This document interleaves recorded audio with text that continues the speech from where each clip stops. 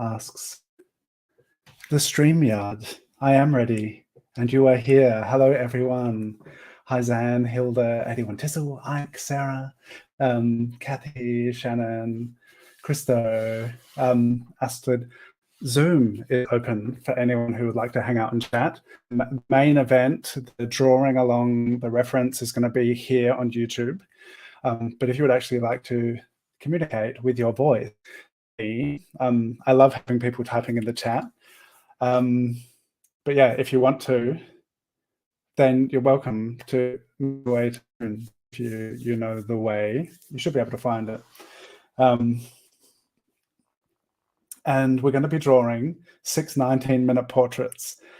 And I don't know how it works, but I'm hoping, because I have this new StreamYard setup. I'm streaming with a different technology now, which I've had to pay for to use, but it's really cool things. And it also makes it easy for the guests we haven't drawn together. And I'm hoping that I can do a giveaway, announce the giveaway within the stream, but I don't understand how to do it yet. But if you hashtag if you put in the comments hashtag I want to win, then maybe you'll win. And I'm going to see this. It's supposed to be some kind of integrated giveaway tool. So we're going to be doing the 6 giveaway portraits from my Instagram 19K giveaway. Thank you all for being here and for being my followers. Let me know in the chat if you entered the giveaway and if you won. I see a couple of you are winners here.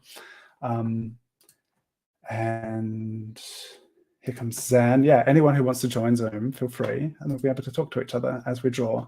So we're going to draw for about 2 hours, a little bit longer if it works out with this bonus giveaway thing. But I can't really see here how it's going to work, but it might work. Just trying to figure it out. Okay, but let's start drawing. I know that some of the winners, yes, Sarah entered and won, so cool. Sarah joined Tuesday drawing for like the last portrait on Tuesday night. Sarah's first time joining at the end. And then Sarah won. I did the giveaway and I did an Instagram live last night, and it was really cool. If you're coming into Zoom, then maybe mute YouTube so that I don't hear myself again. Yeah, I was doing this giveaway and I used a random number generator and saw people's names popping up, and that was really cool. So if you want to win, how do I do this? You put a mute YouTube in Zoom. That would be excellent. If you want to win, I'll see if I can do this on the fly. You do this, you write hashtag I want to win without any spaces. Look at that, hashtag I want to win down in the corner there. So that's what you do, put that in, and hopefully, if I can figure it out, there's something that in StreamYard will choose one of the comments that said hashtag I want to win, and one of you will win. I hope that's going to work. I still figured it out, but maybe I will, or maybe someone will be able to tell me. Right. Yes, Michelle, very good. That's how you do it. Hashtag I want to win. And apparently it doesn't matter if you put capitals in there, it'll still work out. Yeah, so there'll be another winner. Hi, Lewis, welcome. So nice to have you with us as well. Lewis is joining us from Gran Canaria where there are wild bushfires. And it's so good to be able to have you here and to know that you are well in spite of what's going on. Right, I'll look into the giveaway thing later on, and if I don't figure it out within this, I'll figure out some way for someone extra to win as well. So yes, that's it. We're going to start drawing now. I'm just going to say hello to my friends in Zoom over there. Hello, hello. And let's do it. Now I press this button and it goes, whew, there we are. So you can use the hashtag Drawing with Dylan, which I got down here, and tag me on Instagram when you're posting, and I will reshare your work. And we're going to be starting with Gabriela. brielaarts. Instagram tag over here. And it's been really fun getting everyone's reference photos to work from. And I've had some really wonderful selections, options to choose from. And I thought this was really fun. And it's the only reference that has hands in it. So that'll be it for the hands today. And I'm going to put this little timer over here and we'll just start drawing. Hashtag I want to win. Excellent, excellent. Maybe you will. All right, let's drawing. Here we are. What's happening, everyone? How are you? What has been going on today? What hasn't been going on? Tell me all of the things. What has and hasn't been going on? Oh, wow. Yeah, please tell us your recipe invention. Okay. Aha. Let's check out Parrot's Carrot Stories to see at the newly invented recipe. And if at any point it sounds like I'm talking to myself, it's because there are people hanging out on Zoom with me, and you could be one of those people. If you're a real person and kind and not a troll, then you are welcome. Trolls will be unceremoniously removed, but there haven't been any trolls since my birthday, I think. that was fun.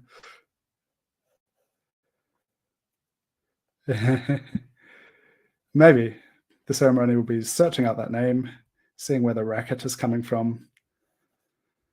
Yeah, today I went to Handen, which is a nearby beautiful timber frame city, like a medieval city where two rivers flow together.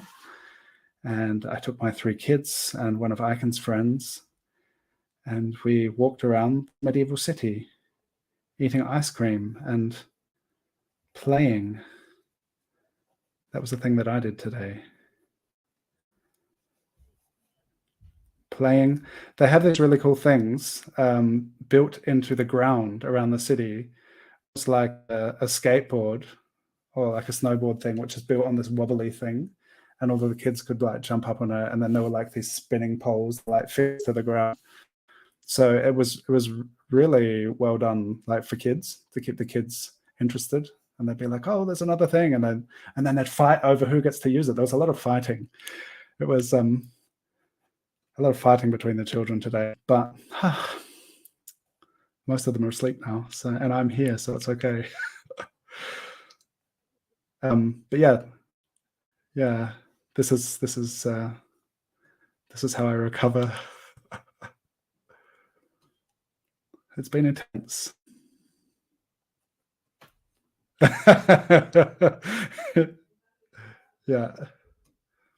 If the fighting is too rare in the Zoom, it'll be unceremoniously removed.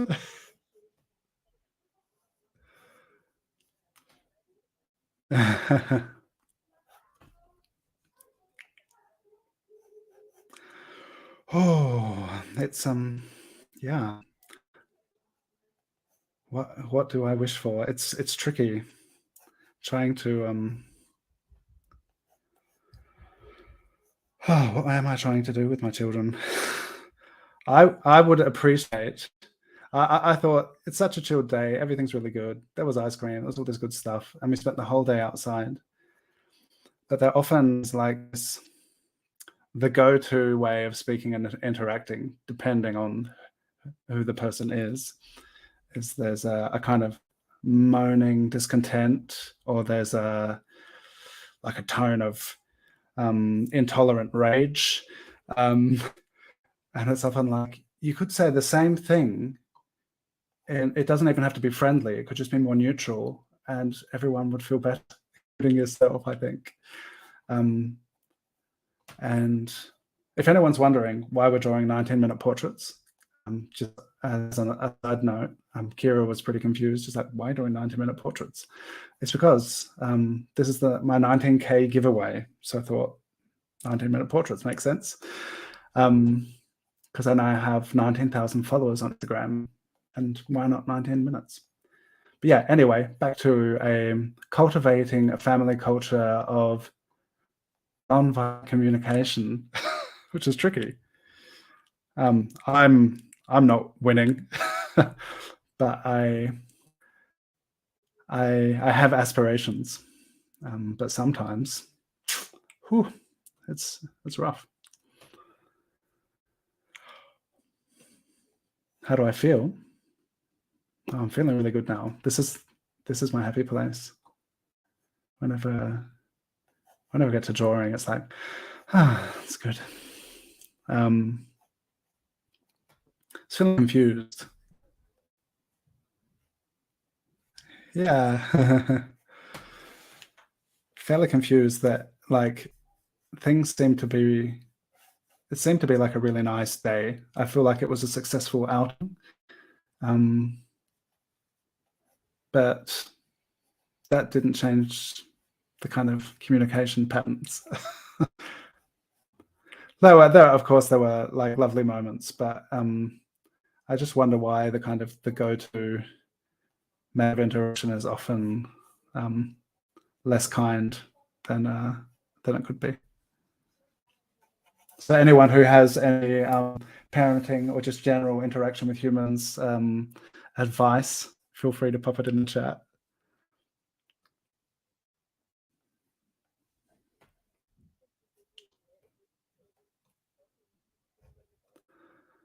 Yeah, thanks. I try. Yeah, yeah.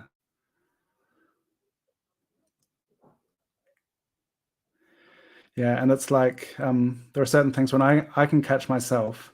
I'm like, oh, I actually didn't sleep enough and I'm tired, and this is why I'm responding less.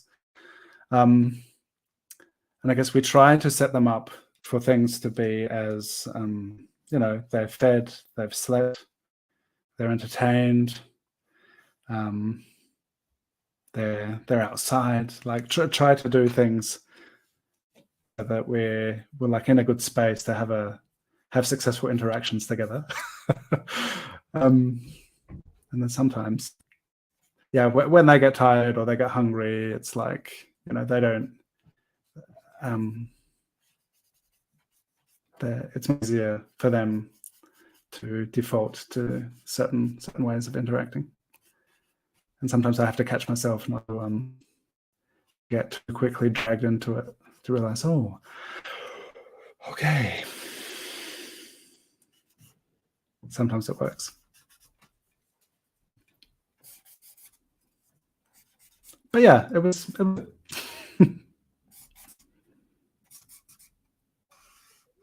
yeah. It would have been very much worse if we didn't spend the day doing something. Like if we, sometimes I think, oh, it'd be nice to hang out at home, but it's rarely nice to hang out at home. Even though, you know, they all love home, but it's so important to get out, to be in nature. Or I've just recently discovered that, oh, there are some cool little nearby cities that are also interesting to go to now. They're kind of at an age where they can spend a couple of hours walking around.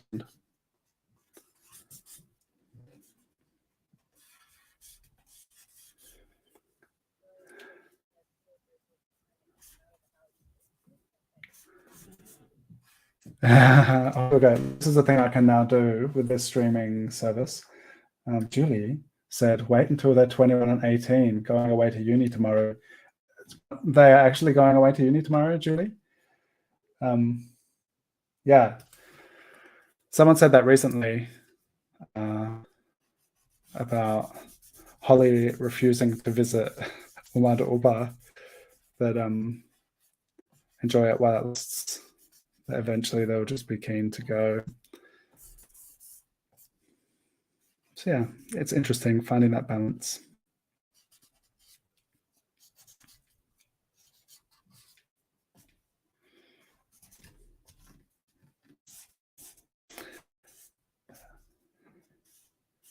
I've been in a bit of a blending stump. phase recently. I did for my Patreon blending stump tutorial drawing J.R.R. Tolkien, and I've done some pieces for an exhibition which is going to be next weekend in Göttingen, post-colonial city, and just kept blending stump with them, and I was like, oh, I'm really enjoying it at the moment, so that's what I'm using. What's everyone else using? Let me know in the chat when you have the opportunity.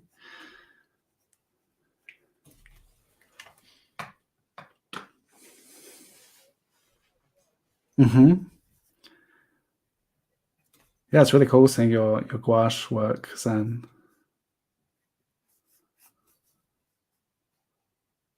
You're using something different, Shannon?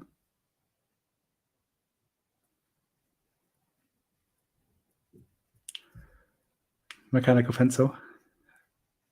Yeah, well, if in your new yellow sketchbook. Cool.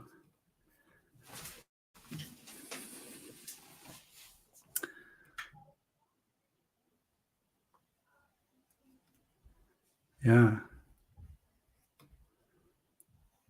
Really like the Jurassic Park ones that you did with Visual Arts Passage. They were really cool.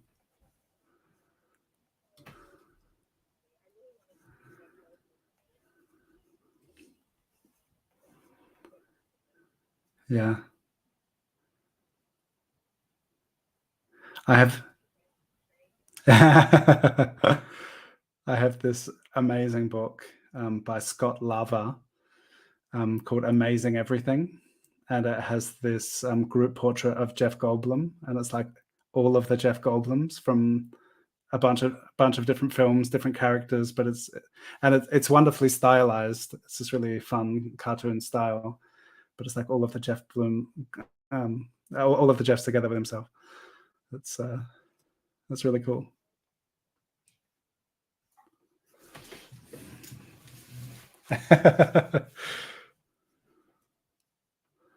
Yeah.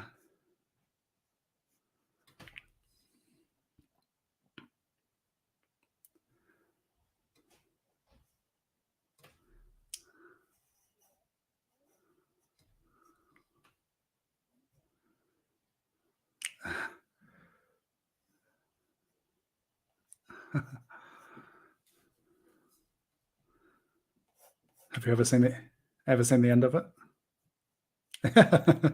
Cool. Oh yeah. Yeah.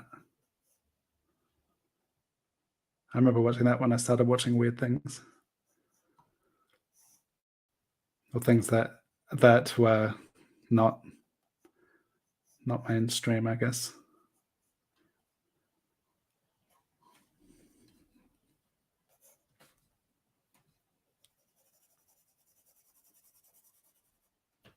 Yeah, that's interesting, because it's still a huge famous movie, but it's like peculiar, kind of like David Lynch, I guess. It's like not mainstream, but everyone kind of knows David Lynch. So is it still not mainstream?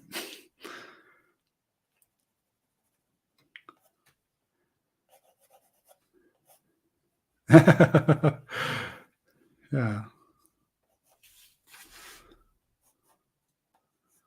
This is a really interesting time length, I think. How's everyone else doing? Like compared to it's so long.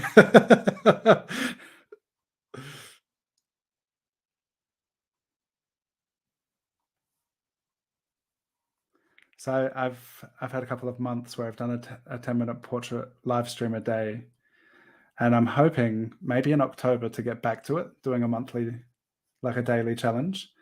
It's just like been since February, whenever the last one was. It's just like, oh, there's just been so much stuff happening. But I look forward to returning to it. And all of the Tuesday portraits.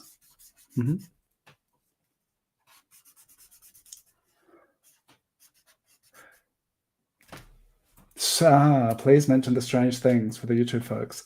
We're talking about the film Brazil. Shannon said there are a couple of films she finds it hard to stay awake for. And what was the Jeff Goldblum one, which was Buckaroo Banzai? Shannon said it's really good and she can't stay awake for it.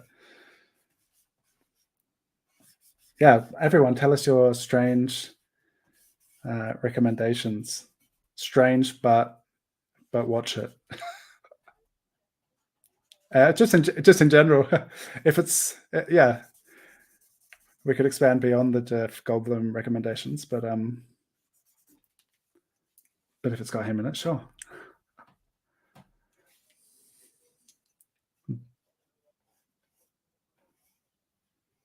The Guru.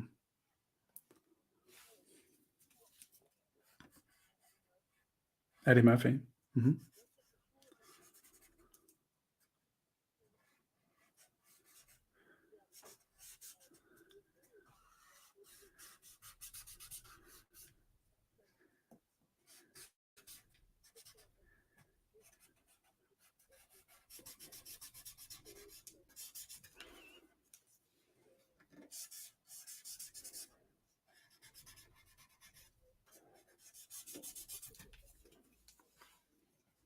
Oh, because he's a guru.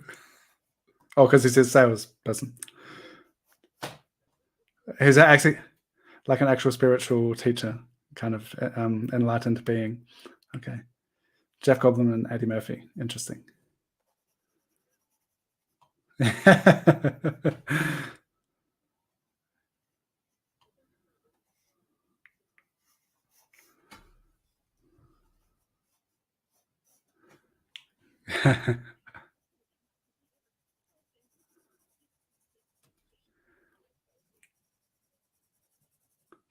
First get enlightened, and then everything will follow.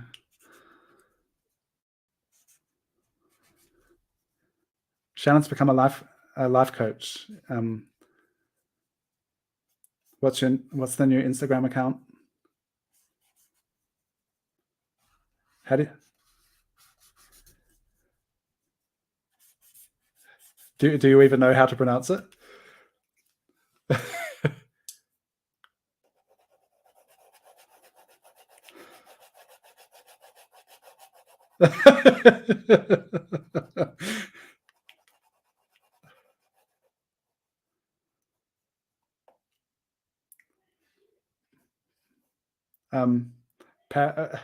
Paraparatitis or something. Partisparitis.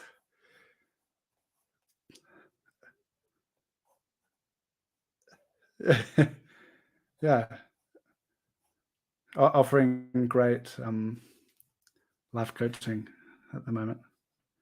Yeah, drop it in the chat. Yeah. The TV version of Legend of Sleepy Hollow with Goldblum and Dick Butkus. All right, interesting. Christo's been trying blending stumps too recently. Also, still drawing hands.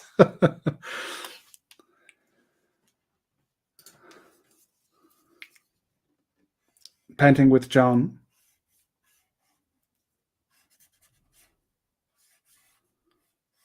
That's another strange recommendation. The painting Fisherman. Fishing with John.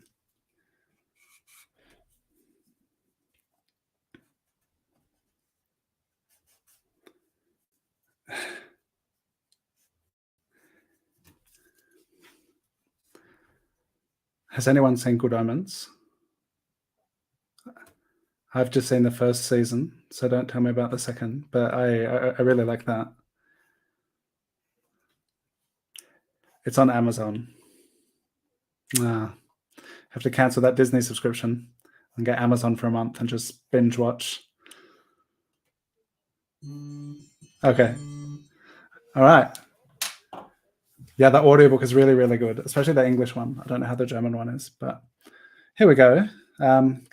Gabriella, who's not with us at the moment because she's out climbing, she said. So but may join us later. So here we have brielaarts. Thank you very much. Yes, good omens. It's so cool. I'm really looking forward to the second season. So in the description, you'll find the link to the references. And because the way this new streaming setup works is I have a PDF and I just like go to the next slide, boom, and here we have the next reference. So rather than having individual references, if you want to download the references, I now have a PDF. I just put that PDF in the Dropbox and you have it, and you can just like click to the next page and you have the next face to draw. So yeah, that's a new thing. And janajart or janajart or janajart or janajart, sorry, Jana, wanted us to draw her husband. And I really love this photo. It's got some really nice shadow shapes in it. So let's draw our next one. We're already 28 minutes in and we've only done one 90-minute drawing. What is going on? Oh, and by the way, I said earlier, if you put in hashtag I want to win in the comments, then you could win the live stream giveaway, the live chat giveaway. And someone else, all of these are going out to the people who are tagged. And there's an extra one for whoever's going to win and is watching. But I still don't know how I'm going to, how does it even work? All right, let's keep drawing.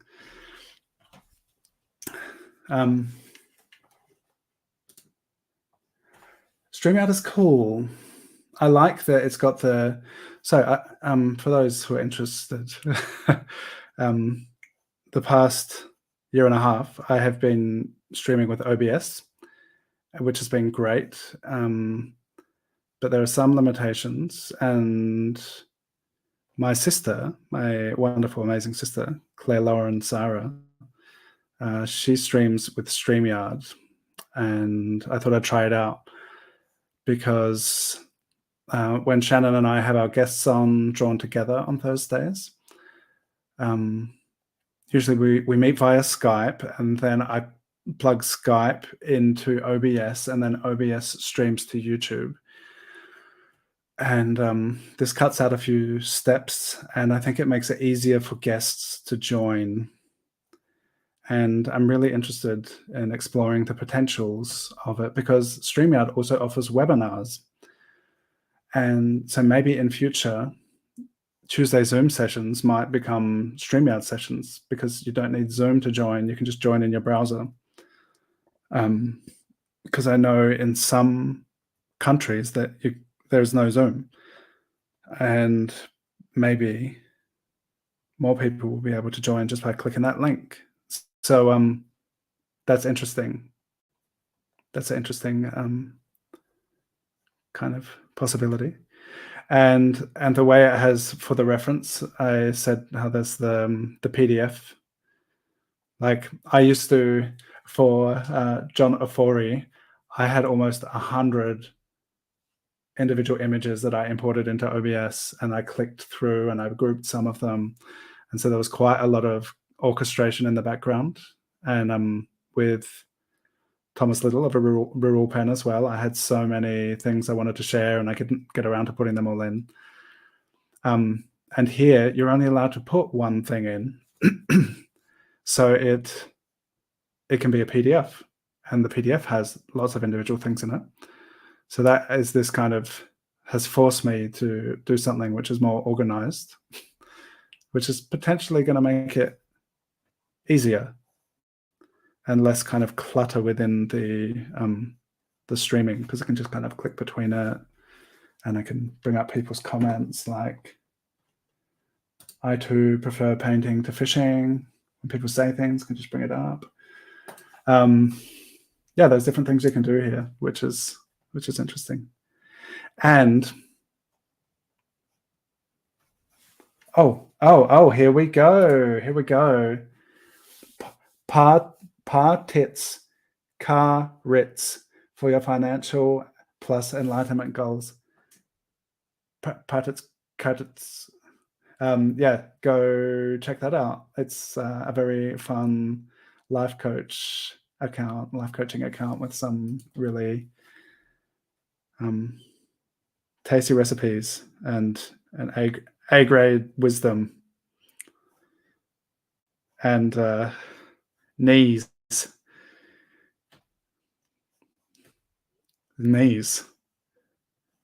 It's important for knees to be able to breathe.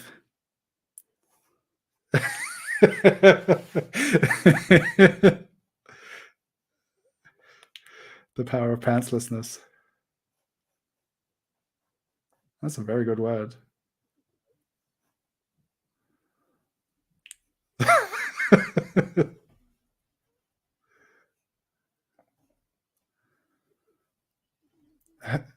Whoever's not in the Zoom is really missing out. That is for sure. There are.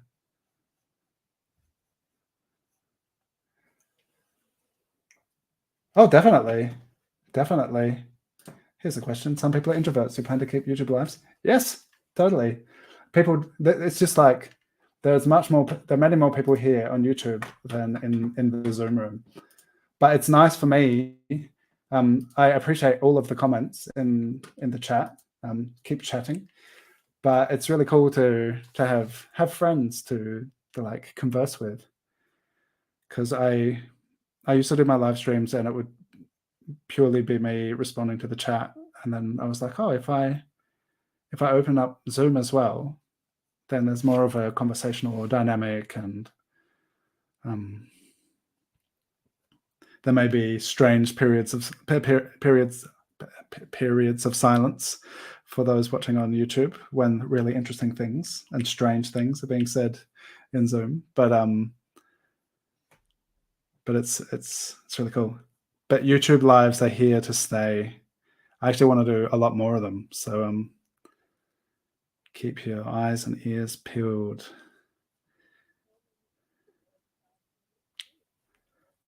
That is an interesting question.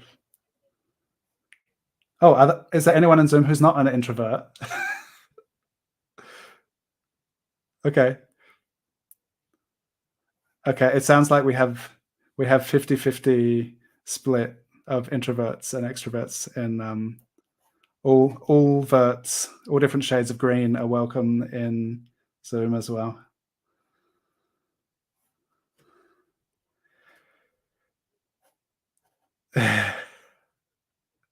Yeah. Yeah.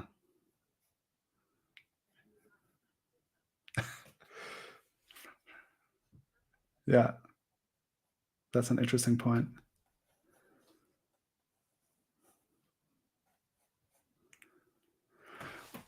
What did Lena Coy say? I think she had this really cool term. An anxious extrovert. Yeah.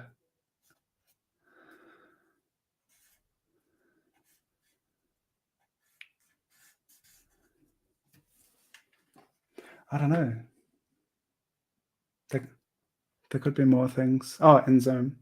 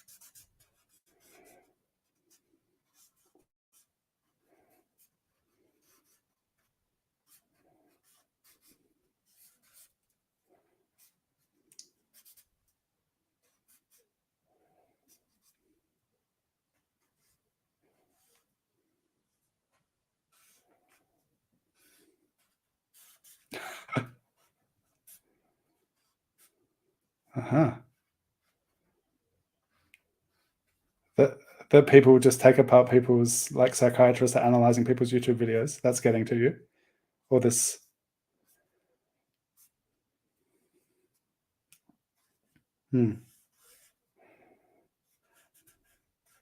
Is to not make.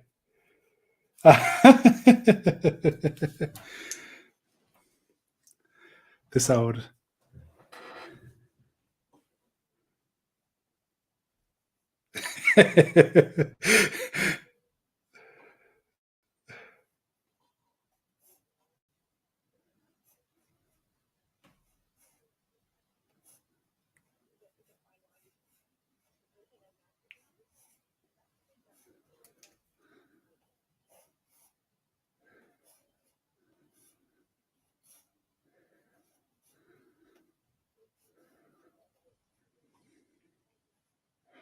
Mm.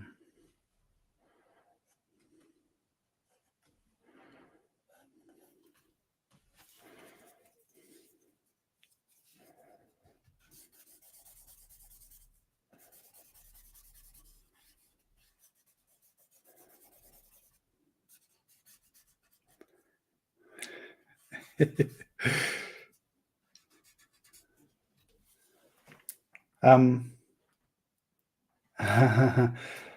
if I'm totally cool, so that's interesting. This little comment. It feels rude keeping my video off on Zoom. But I'm totally cool with people joining my Zoom sessions and not having their camera feed on. Like that's totally fine, because I really want it to be welcoming for anyone, and I know that some people don't want to put their camera on, or some people like to, for whatever reason, people don't want to have their camera on. It's totally fine. Everyone's welcome. And I know, and also if you can't speak English, you're also welcome to join Zoom. Because yeah, I've had plenty of people join my Zoom sessions and not turn the camera on, and they are as welcome as everyone else.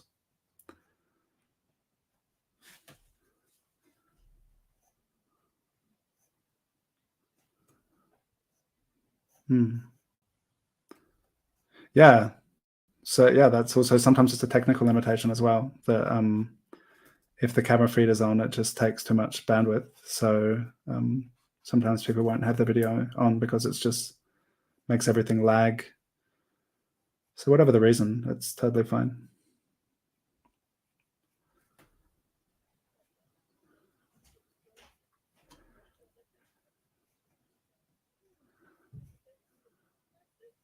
Aha. Oh, your internet had started lagging.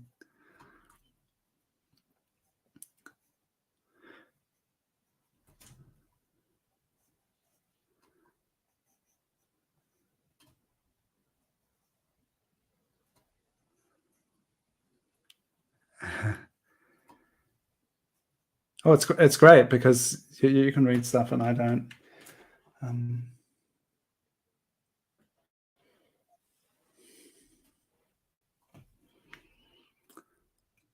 All right, this is interesting, hearing people saying, expressing their Zoom hesitancy and about limitations, because I was seriously thinking, as I, like, it was a commitment to sign up for StreamYard because it costs, and I have a paid Zoom account.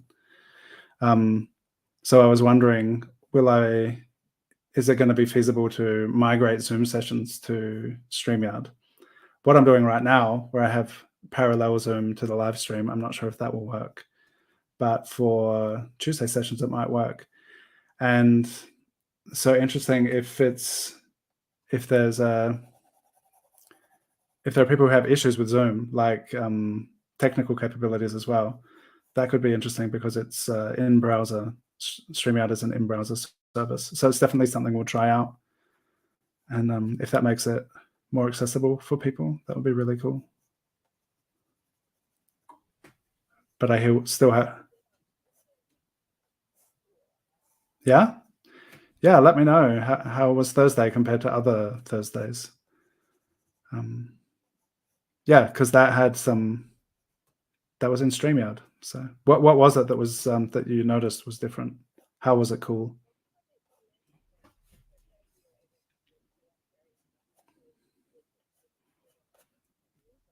Mm.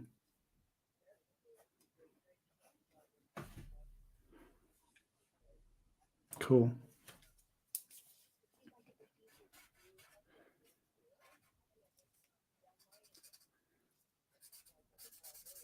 That's great to hear.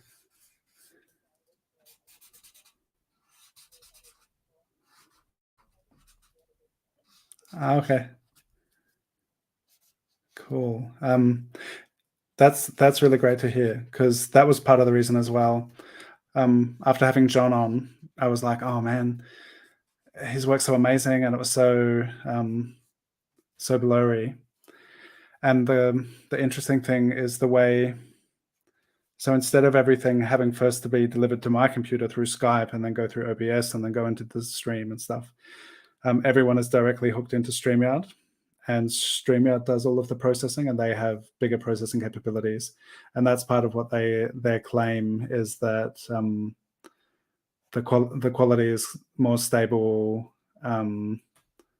because they are hosting instead of me hosting from home, kind of. And that's something that I was hoping for, that everyone's all of the camera feeds would be a bit crisper. So that's good to hear that that was the case. 19 minutes is so long.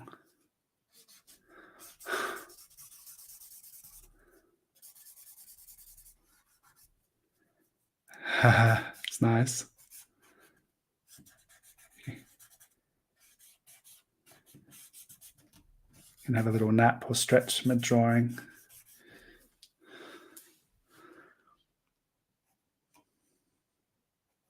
I've got a 6B pencil, in case anyone's interested.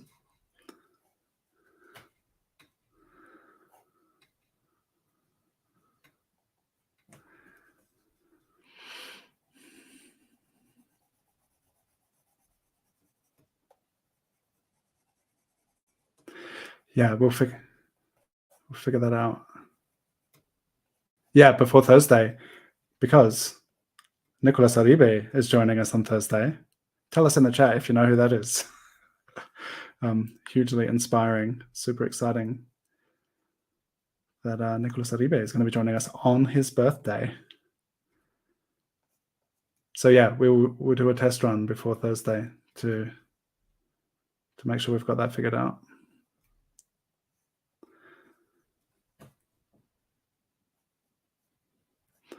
Yeah, I'm also curious because he was maybe gonna draw/paint along.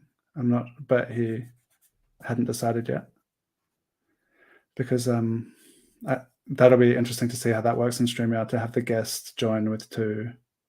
Well, I guess it was kind of like you were the guest as co-host, but from my side, it was like inviting a guest, because you'll have to see how it goes with the feedback issues.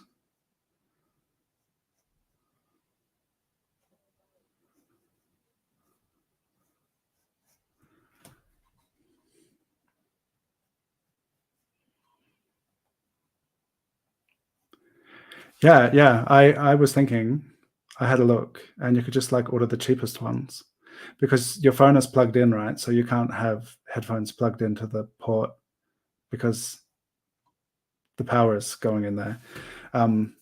So I just looked up like the cheapest Bluetooth speakers. You could have those, turn the volume down, put them in a box somewhere in a different room, and that could work. Cool.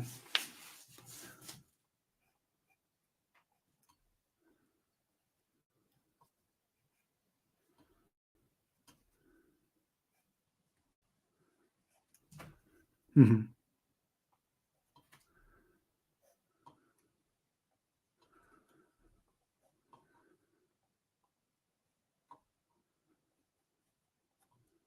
Oh, by the way, if anyone watching this works out and has photos, or would care to take photos or have photos taken of themselves oriented towards a camera, I'm collecting some reference for a mural that I might be starting on Monday if I have my composition figured out yet.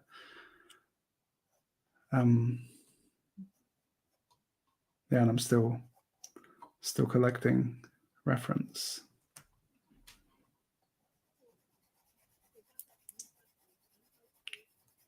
It's an inside space.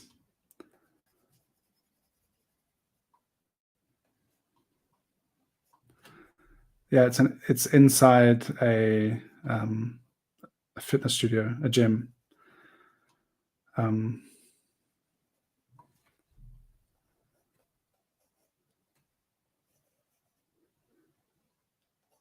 Yeah, same place. So there are 3 surfaces I will be working on there. All right, that was our next 19-minute drawing. Thank you, janajart and husband.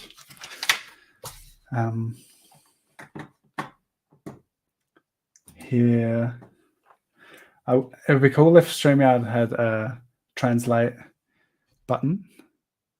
But if any Italian speakers want to translate Guru Nadon's comments, I'm always appreciative. I can try and read it.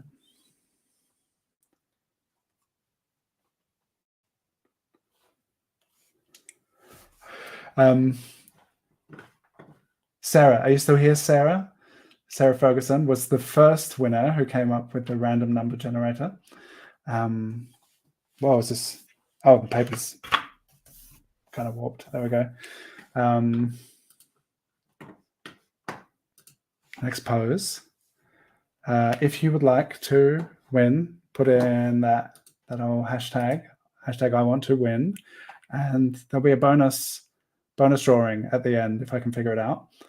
And I also need to figure out how I do that if I get the winner, if it's able to like magically manifest. Where can I? There should be something. I've got to find it. I've got to figure it out. Yeah, Sarah's here. Cool. Let's start drawing Sarah. So the way I put it, there should be something within StreamYard which will select one of the comments where someone has put in the hashtag I want to win. And then instead of saying goodbye to everyone, then everyone's gone, going to random.org and making my little spreadsheet like I usually do. I should just be able to pick someone, and then I could say it just before finishing or in the middle of the stream even. And then I was thinking it's possible, and whoever it is could send me a photo on Instagram that they want me to draw, and I should be able to just put it in here and draw it. Another interesting thing with StreamYard, which I have not yet done, is that random spontaneous guests could also join. So that could be fun if people are feeling brave, that they could jump in and be drawn live on screen.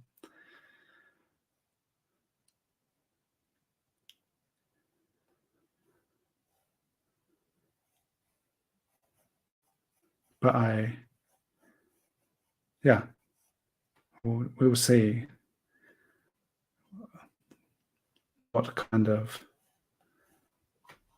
potential, what things can happen. Fred Stone is here. To win. Excellent. Nice to see you here. It's been really great seeing some drawn together pieces. In case anyone doesn't know what drawn together is, almost every Thursday, Shannon and I have a chat with someone as we draw them. Sometimes we draw with or draw them, we're chatting. Some inspiring, creative individual. And it's really cool. And all of the replays are on my YouTube channel.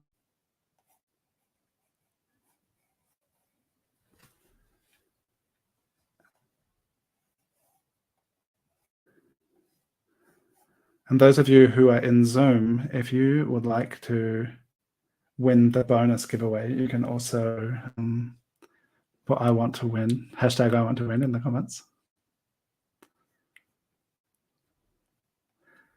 And if you have won in the past, you're allowed to enter again. So it's really interesting. Christina Fowler, who hasn't gotten back to me yet, but when I was doing the random number generator, her number was picked twice. I was like, oh wow, that's interesting. And then I was like, who's the long pose going to be? Because on the 9th of September, I'm going to do live stream and we're going to do a longer portrait. And I put in the 1 to 7 and it picked Fowler Christina again. So there had already been twice. I think it was number 43 was picked. And then of those 7 came up again. So that was like extra, it's like extra clear. I thought, oh, maybe because the random number generator picked her twice, well, she could be the long portrait. But the next random number thing picked her as well. So it was like, but I haven't heard back from you yet. So if you're watching, please get back to me and send me some reference. That'd be cool. And that was interesting. Everyone else got back to me. That's all right. I want to hear what you said. It was interesting because everyone else got back to me and Christina didn't. So I wouldn't have had reference for her now anyway, because she either hadn't seen the notification or just hadn't got back to me yet. What did you say, Shannon?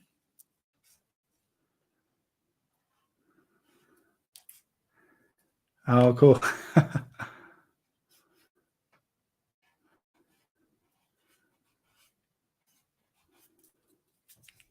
Oh, cool. Is that Atomic Habits? Or what was it?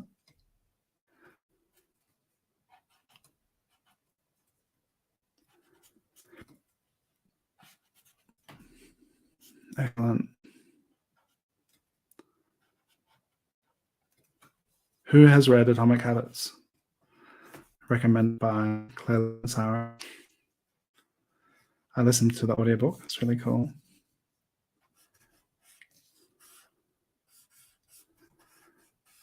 And basically it says that small, just like dedicating or being dedicated to small incremental habit changes in the long run has huge transformative potential. Yeah.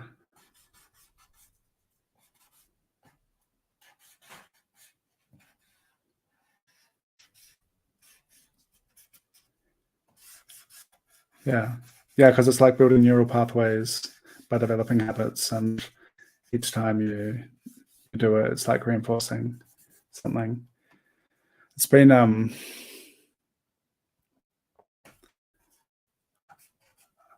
I started interval fasting. I did it for last year for a while, where I wouldn't have breakfast until like 11, because I used to like roll out of bed and just start eating and feeding the kids, and then at some point, like in the mornings, it was so stressful, and I was just feeling a bit gluggy. And then it was like, oh, this interval fasting thing, it's really interesting. Like I have fasted in the past, like not eaten for a week, and it was really an interesting physical experience, and like just doing something to realize, oh, I can do this thing. Like, and it's been over years now. I've only taken cold showers, and that was also something where I was like, how is that even possible? But it's so like normalized, which is really interesting. And yeah, getting back into interval fasting again. Sometimes, especially if I'm busy, like when I'm working, like when I was painting the mural earlier this year, I would like ride quite far, and I wouldn't eat until I got home at like 2 p.m. and it was totally fine. And I can remember days where I would just wake up feeling like, well, I'm so hungry. And now I sometimes still have that feeling like, I'm so hungry, but I can get through half the day without eating fine. And yeah, it's interesting how something like that can become a habit. And the reason I'm doing that, just in case anyone's, yeah, good question. So I don't know how it popped up. Maybe it was like a Huberman Labs thing or some kind of connection. But apparently, I heard about it. Maybe it was a book I was listening to. I don't know. I listened to so many things, but it was talking about longevity studies, and that apparently having longer breaks between eating less, gives your body more time to digest and regenerate, and eating less often. That was the thing they said, that when you eat, you don't need to eat less, and apparently it's better for your body rather than just to be constantly snacking small amounts or to have like 5 small meals. It's actually better to eat less often and then eat healthy, but no matter how much you eat. But just having the period of rest in between is really, it's fasting. So like having breakfast at 2 p.m., like it's breaking the fast. And there's some things that happen in your body, that fast process, which it's like, removing toxins, and it's an important kind of regenerative process. And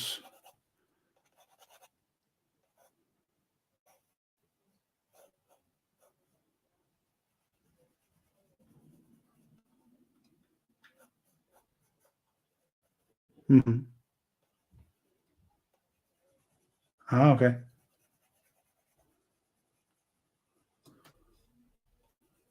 Okay, that's interesting. So apparently with information from Zoom, that with the thyroid condition, that could potentially be worsened by interval fasting. So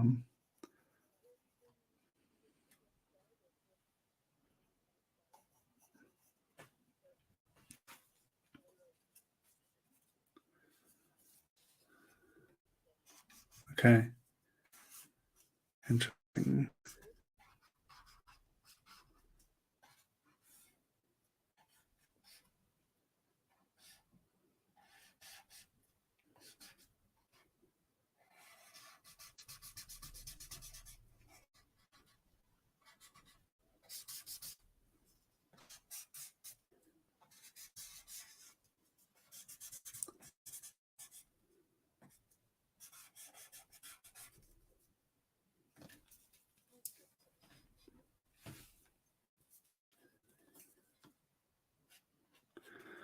I think Kira's mum had a like overactive thyroid.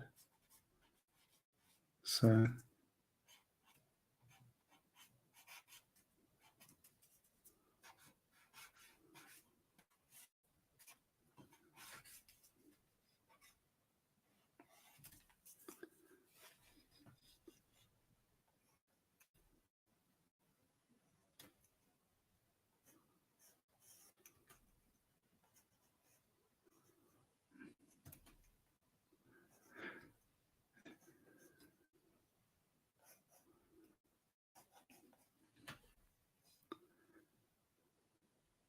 yeah.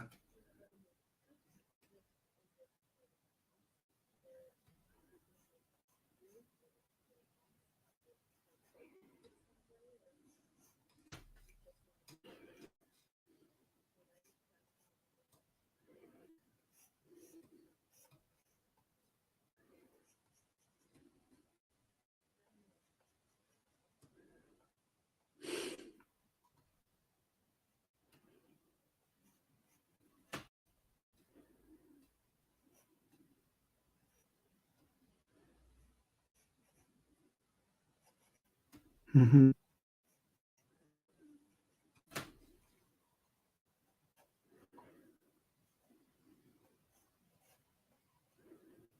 Mm-hmm.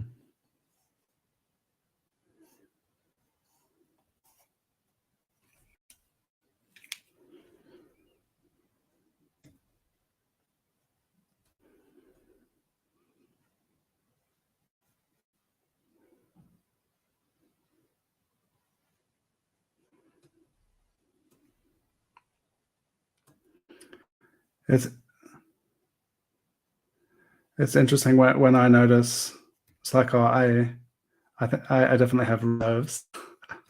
But when I notice, oh, I can go to 2 p.m. and just feel like it feels good. There's an interesting that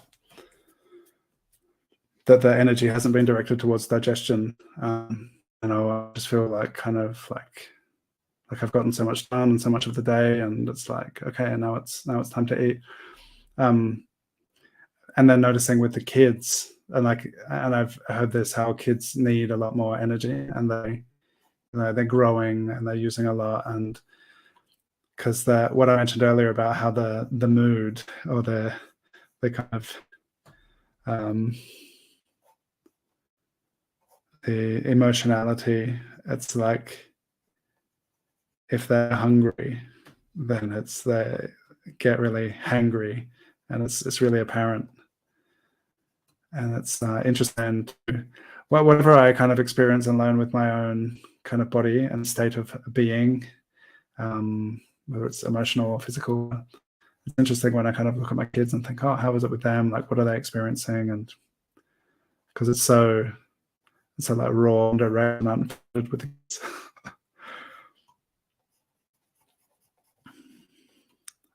And like, I can't, I don't know. Sometimes I think sometimes it's boredom, but it's just going from snack to snack to snack, and it's like, oh, you can't really be hungry because you've been eating all that. So what is it that you are in need of? What's lacking?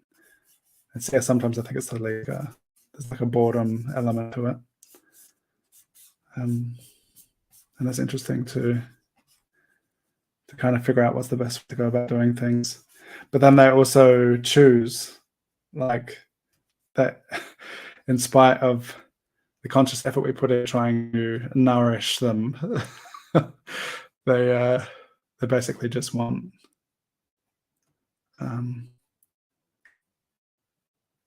carbs as easily accessible as they can get them. Just sugar and like noodles, or they would love white bread, but we don't. We rarely have white bread.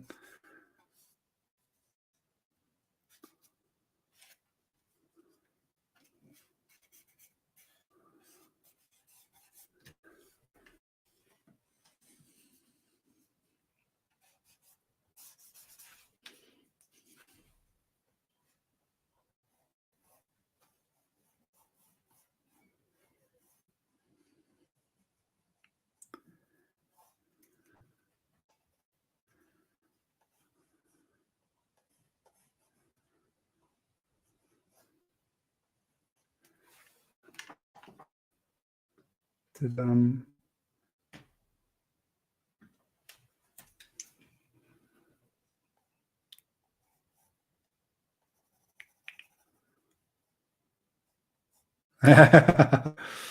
yeah, the being have colonized your digestive system.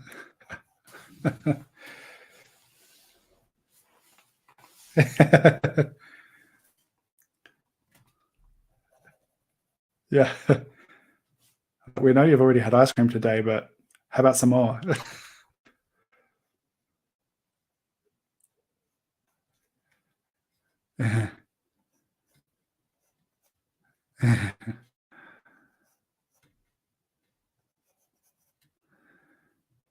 Yeah, but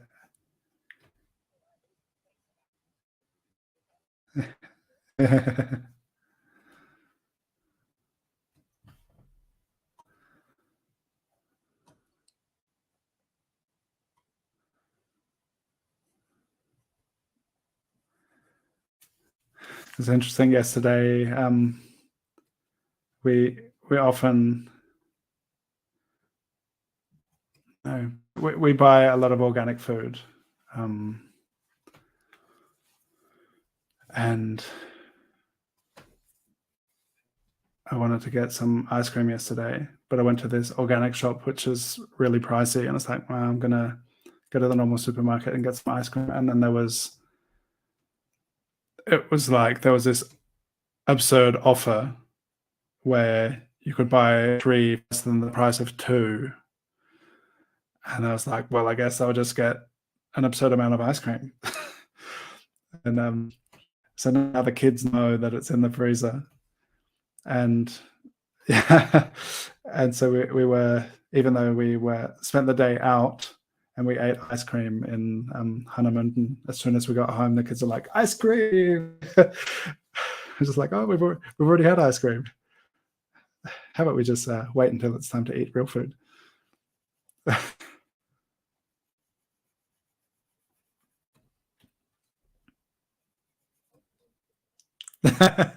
Ice cream is just this.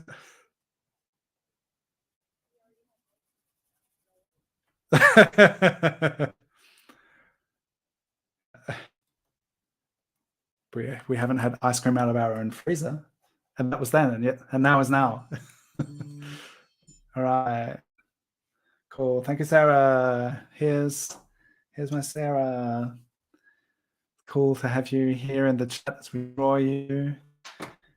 And speaking of here in the chat as we draw you, here's Christo, Art of Christo. And you posted such a sweet story on Instagram saying how that your participation in these drawing sessions has been such a cool thing for you. So it's really cool to be drawing you. Everyone we're drawing, it's just really nice. As all of these names were picked, I'm like, hey, I know these people. And it's just nice to be drawing you, drawing friends. So nice. So here we go. And I'll just mention, like in between the other ones, if you would like to win, hashtag I want to win. And I'll just see if I'm going to put this back up here for a moment. You can get a head start if you like. And I'm going to see, I've got this tag open that says about the giveaway tool.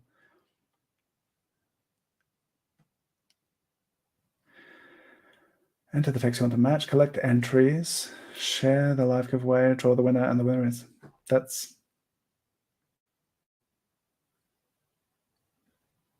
don't know.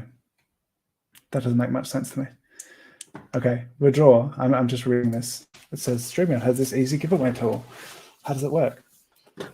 You can chat in the comments while I'm reading this in the background, or you can just keep drawing.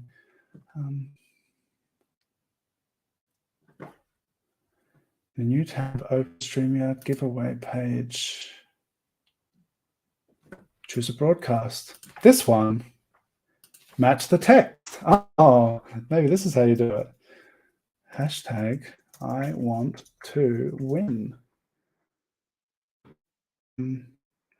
I'll do it. Start collecting comments. 8 people have entered so far. Ah, cool. So now I know how it works. Use that hashtag I want to win. Now I know how it works. So that's fun. It was worth just taking that moment to pause, and maybe you got a head start on your drawing of Christo. Oh, that's so nice. Here's Cristobal Martinez. I really appreciate having you here drawing along. But yeah, it's just so nice. Each time it's nice and special, and it's super fun having you all here. So now I know how the giveaway works. So I'm going to have to figure out at what point I say this person wins. Maybe before we do the 6th drawing, I'll announce the winner. So make sure you put hashtag I want to win in the comments. And hopefully you'll still be here. And I know you're the one. You've got to me via Instagram. You could send me an image that you'd like me to draw. That should work. Let's draw. I'm going to have a little drink from a big cup. That was easy. Now I know how it works.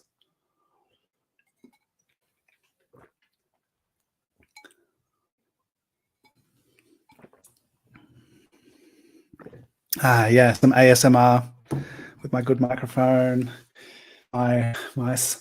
my swallow. And by the way, if anyone's interested, introverts and extroverts alike are welcome to just hang out in Zoom. There are some people hanging out in Zoom who are not speaking, and that's totally fine. Just here, listening, and it's wonderful to have you here. Let's draw.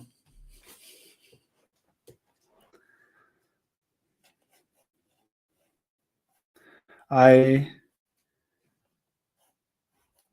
anyone noticed my upright drawing setup?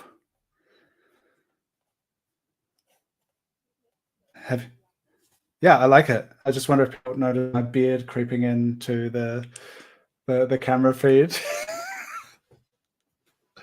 I think it's definitely it's a cool improvement.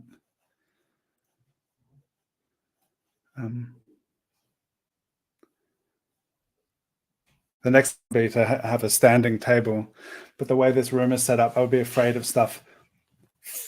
There's like a staircase just behind, and like the balustrade, the top edge of the stairs is right there. And if I had a standing desk, I'd be losing stuff down the stairs.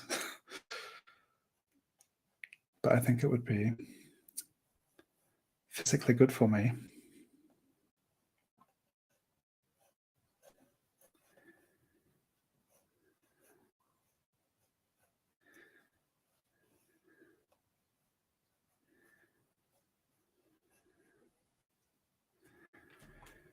Yeah, it's funny because I'm not using it right now, but that's what made me make the shift. I got this upright iPad stand, which is a magnetic thing, and it's really cool. And because I always use my iPad for reference, so I would have it on the table, maybe have it propped up a little bit, but that would keep me like down on the table.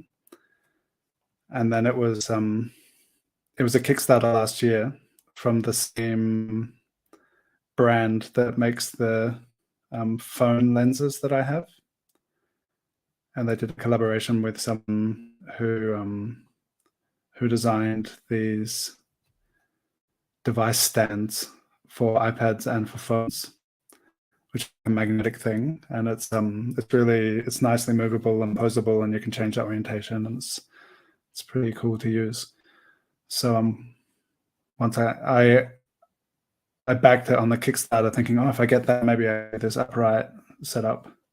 And it took almost a year for me to get it, I think. And now that I have it, I'm like, oh, now I'm doing everything upright. And then I got this zoom lens over here.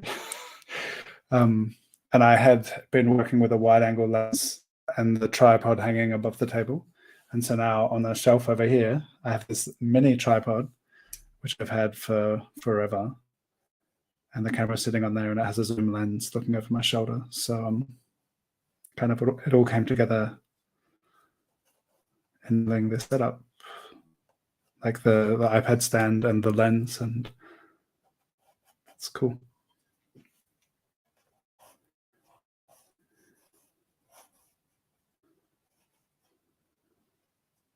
A studio tour. I'll have to clean up before I do a studio tour.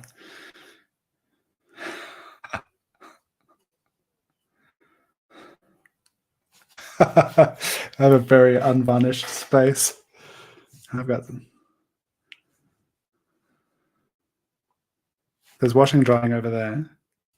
Just like stacks of drawings because my drawers are full. I should probably get more drawers.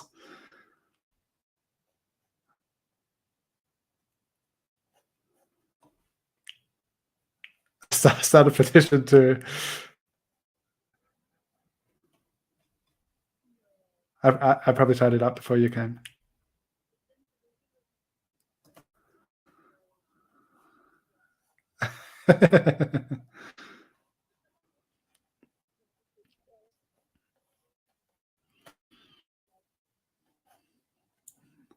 That's good.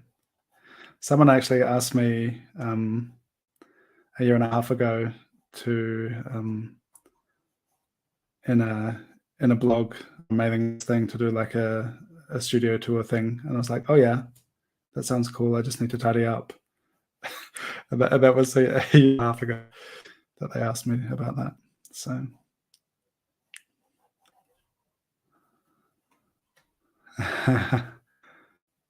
Your space is packed. I have these. It was funny because I remember I had a conversation with Camilo about it once, long before the live stream. He said something about how organized his space is, and I was like, I have these like I do my work on the table and things spread to the side, and it just kind of have these like stacks of drawings, and then the stack will go over there, and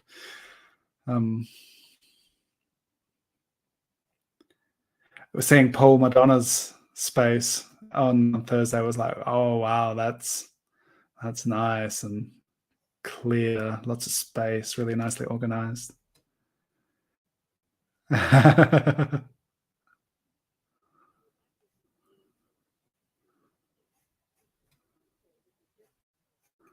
Yeah. Yeah.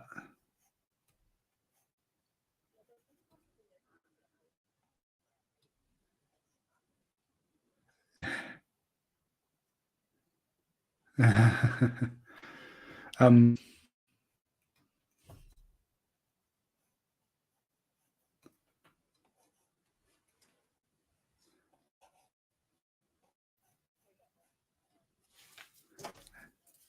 it was interesting. Once I moved out, well, I moved out and then I moved back and then I left Australia. I was traveling and then I was just always either just somewhere not very long or I was a guest and I never had my own space for a very long time. And then once I had a room that was because Kira and I lived in a place that was just one big room and a bathroom for almost 10 years. And so it was all shared space, and eventually once I got my own space, that's became my nest. But it's just a pile of stuff everywhere. It's this special kind of chaotic corner amongst all the order.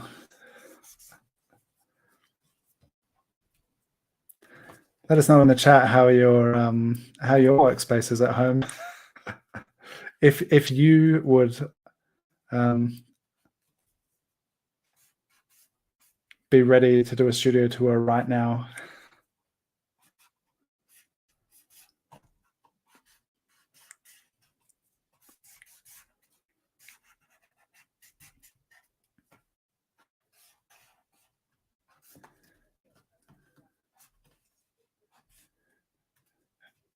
I just spin on. Hang on a minute. Could you do it again? Yeah, no, I'm looking.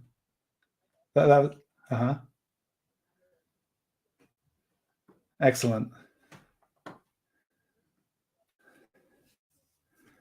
Here we go. This is nice. Our studios aren't model showcases, and there's folks of genius and disarray go together. Yeah, that's a nice comment, Kathy. Yeah, I was talking to someone recently. They've been diagnosed as geniuses.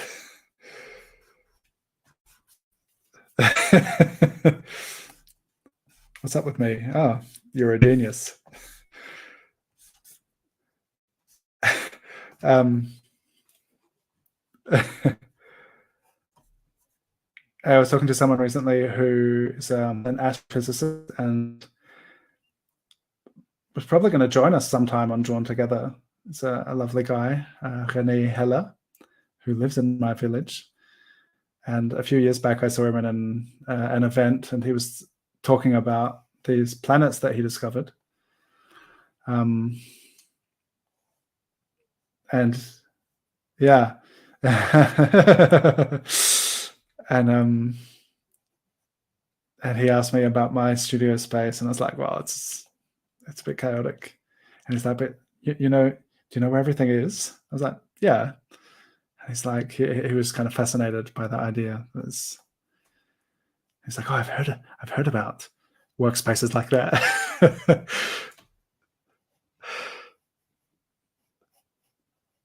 And I was wondering if, because he lives here, there are a couple of guests, kind of potential guests that could just come over here and sit next to me, I guess. Guido and René. And so I was wondering, do I somehow make the space accommodating to actually have people coming sitting next to me, which would kind of be cool. Who?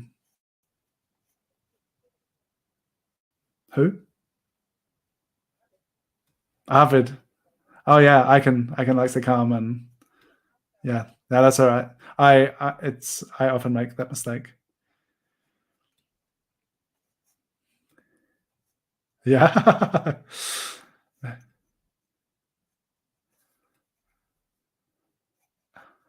Oh, that would be so interesting. He'd love it. He'd like having a stage. Oh, that would be pretty funny and pretty revealing.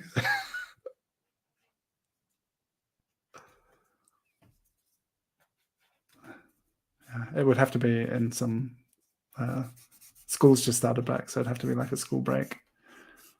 Or we do it.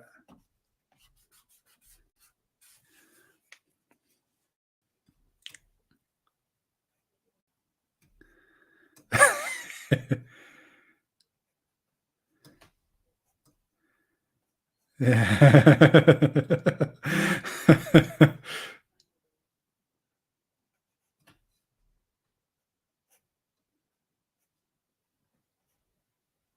Interfere.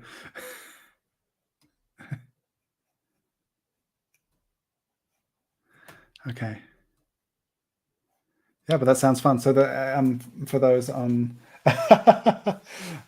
Crystal says this is so weird to watch, but so freaking cool. That's nice. Yeah, so the suggestion was for those who are missing the Zoom conversation, Shannon just suggested that we have Icon as a guest. He'll be turning 10 in a couple of weeks.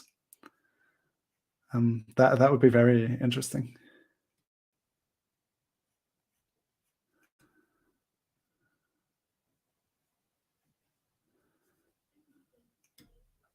Bye-bye. Thanks for joining us.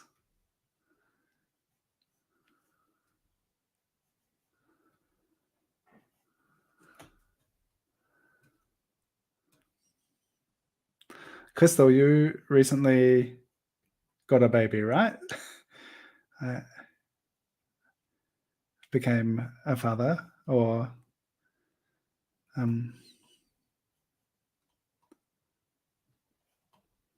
got a baby.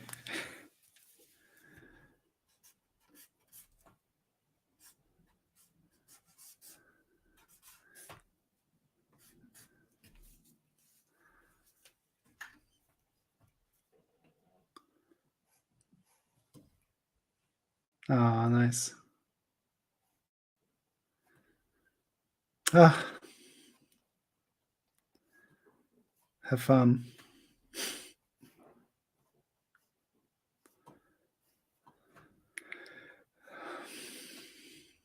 So interesting having kids. So Kira has recently been featured on a German language podcast where she's my wife is a yoga teacher, and she also does yoga teacher trainings, and she does a pre and postnatal yoga teacher training as well. Because once we had kids, her entire yoga practice, the way she was able to move and do things changed, and so it professionally had a really big impact, and physically, which is also part of her profession. So that was a really interesting kind of shift, and the focus on matrescence, and yeah, everything around the not only the physical transformation, but what it means to become I guess a parent. Like, it's a particular thing, and she's in her studies focused on those who identify as being mothers, and that there is also, like, there's of course space for every unique experience,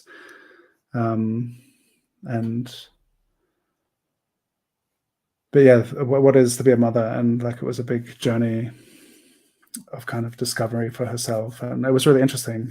So she was featured on a podcast called Yoga als Beruf, and it was really interesting for me to listen to what she had to say. She talked a bit about the story of the birth of our kids and kind of the impact of being a mother, being a parent, what that has meant. And the term matrescence is really interesting because it's kind of like adolescence. Like, when you're adolescent, that there are really big kind of shifts and changes in on all sorts of different levels. And that you're not the same person as before you went through adolescence, and whatever happens in the journey, and like, of course, so many different things can happen, and it can be pretty challenging, and some things that do and don't work out, but whatever it is, it's really quite an impactful experience, and not something that, it's not a universal experience, but I noticed that a lot of things changed in the kind of way I perceived myself once these other little people were in my life.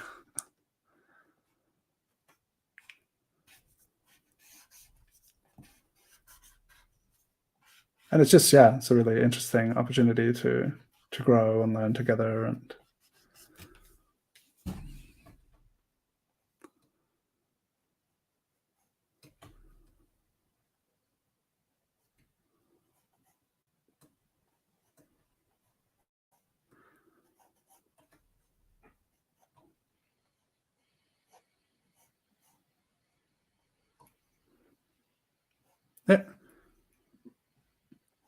yeah, it was really cool. It was really cool listening to her talk. It wasn't a video, but I listened, and it was interesting because I have heard and been there for so much of it, but then to hear it like condensed and delivered in that way was really interesting. It was cool. Yeah, it was great to listen to. So anyone who wants to hear some intimate details about how our children came into the world, and that was pretty good. Yeah, and she mentions that. It was fun, and it's really interesting because she mentioned Kira and my kind of perception of how it was a little bit different. And it was interesting to hear her talk about that.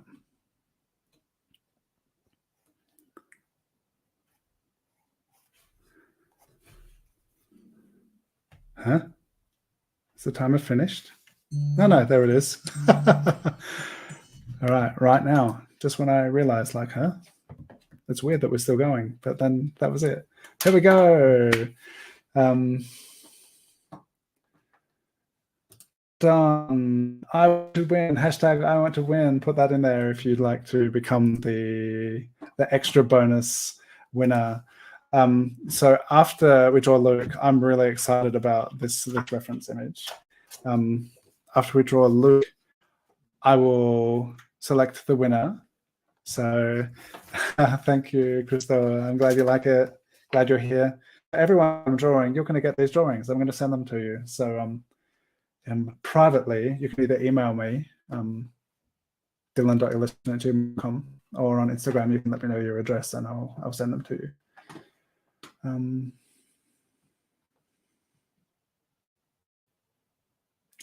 Crystal said about the 6-year-old daughter, and that's why I can never make your live streams anymore. That's okay. It's cool that they live on as recordings. It's really cool. Everyone can catch up with it. All right. I really like this photo of Luke, and it was cool that I actually got to hang out with Luke in May when I went to Antwerp, and when I posted about the 19-minute portrait. This is a drawing of Luke from the last Wish You Were Here live stream, and then when he won, I was like, oh, that's fun that he won, and because I've drawn him before, we've met, and so we'll draw Luke together now, and we have 19 minutes, and in the next 19 minutes is your chance to type in hashtag I want to win if you would like to send me a photo to get drawn. Will be the ultimate drawing of our session today.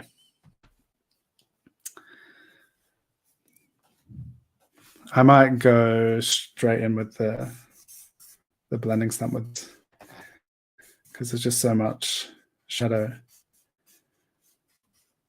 And sometimes it's a fun way to mix it up, just start, rather than starting with the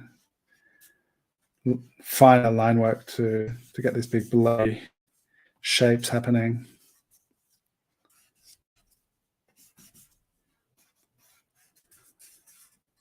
It was really fun in my latest Patreon. It was really cool seeing your drawings, and to talk through the process and explore a bit more, because I realized that more and more, like over the past 2 years, I've been using the blending stump more and more, and I've really been enjoying it. So it was cool to have the opportunity to really get into it. Speaking of Patreon, by the way, if you would like to have instructed tutorials by me, actually, there are a few things I'd like to talk about. I have some new ideas. So on Patreon, every month I do a tutorial, and people can also make requests about what they would like me to incorporate, touch upon in the tutorials. And it can be super specific, or it could just be something kind of vague, like how do you draw teeth, or how do you draw someone who's not sitting still. And I now have like two years worth of monthly tutorials, and if you sign up to Patreon, you get instant access to all of those, and there's a link in the description below. And I've been thinking, because I want to do more, once I finish my mural stuff, I want to do more live streaming, and I'll be probably working from home more in winter again.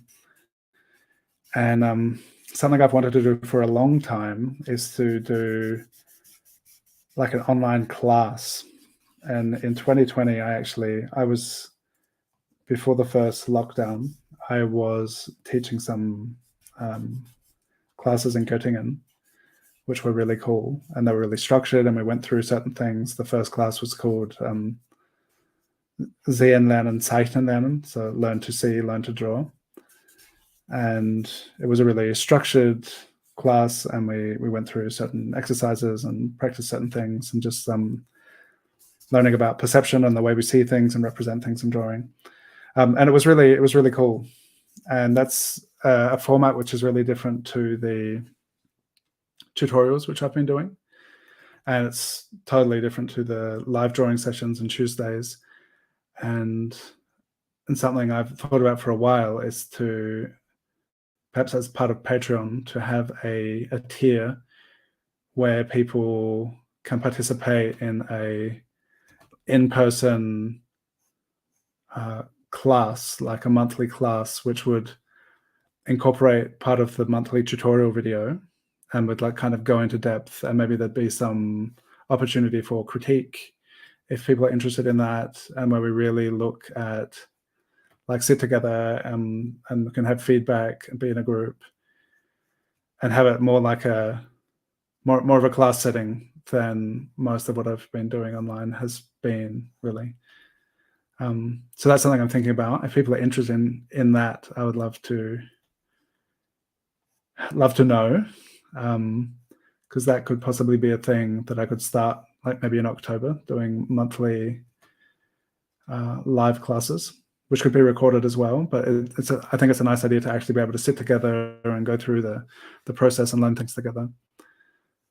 And I learned the most I've ever learned by doing an online mentorship, where so I was thinking it'd be like a monthly class that, and then I'm thinking about doing another tier where it's a weekly session where we really, in a small group, perhaps like more like a mentorship, where it's really could work really closely with like what your goals are and how you're learning and what you want to do, and just meet up and kind of go through that process together. And it's not about learning to draw how I draw. It's about like kind of just doing your thing, and how do we kind of get there together, and or in a group. I found it super beneficial to do that. I learned so much, and so I'm thinking that could be like a higher tier level on Patreon that I would love to know if that sounds interesting to people, because it was just a couple nights ago I was thinking about what am I going to do in winter, and it's kind of something I've thought about for a long time that could be really cool to offer, because I love this, how we just hang out and draw together, and it's like learning by doing, which I think is wonderful, and it's such a core part of the practice is just drawing a lot. But if anyone feels like if they feel like they could benefit from a more kind of focused guidance and kind of checking in, if that sounds interesting, let me know. And I'll kind of start to think about how I could potentially offer that.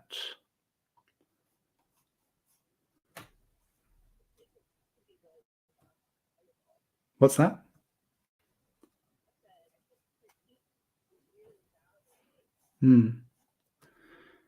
Yeah, I've benefited a lot from critique.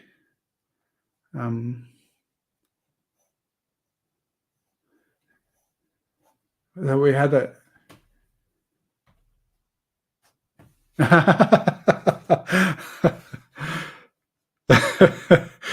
They weren't in the gutter.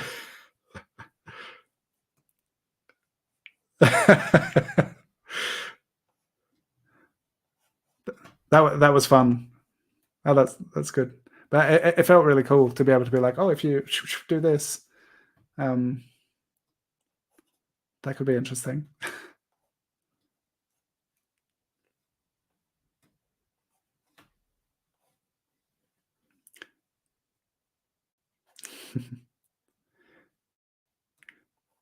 Yeah, and that can be really interesting, that thing of alternate perspective, and having someone who. So I did a mentorship with Rebecca Gay, who I think her Instagram account is Rebecca Leville Gay, and there were 6 of us in the mentorship group, and she really got to know like where we were at, and there were people who were practicing professionals, and there was like me, who had no idea, had not been to art school, but just liked drawing and had this urge to learn and grow. And once she got to know where we were at, what our experience was, kind of what we were interested in, she was really able to, she just gave really beneficial guidance for me and for many other people. And it's nice to pass such things on.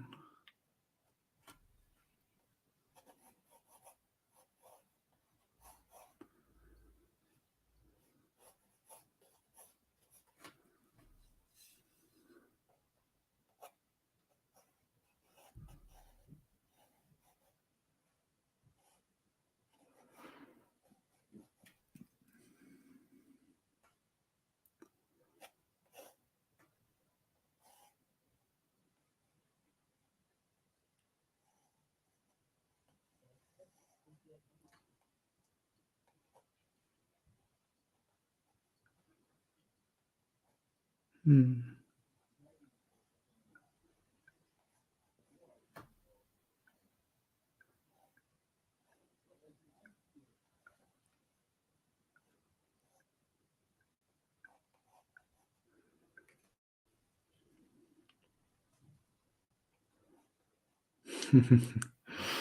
A testimonial.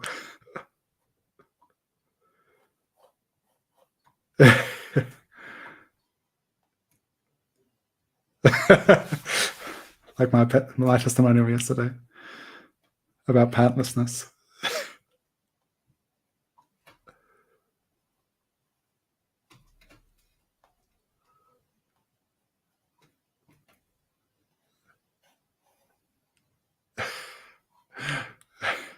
I love it.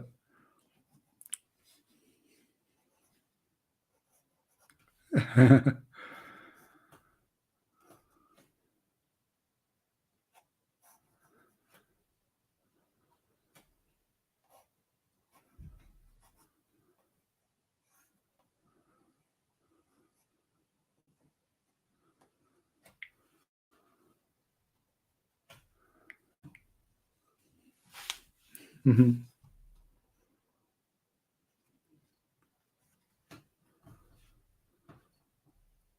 If anyone would like to support me in doing these live streams and doesn't want to sign up to like a subscription thing, which you can cancel at any time, there's also a buy me a coffee link at the bottom or somewhere in the description if you feel so called. But there's absolutely no obligation to do so. But I am thankful for every coffee that I drink. And thank you to those who do, who are in my Patreon and keep me caffeinated.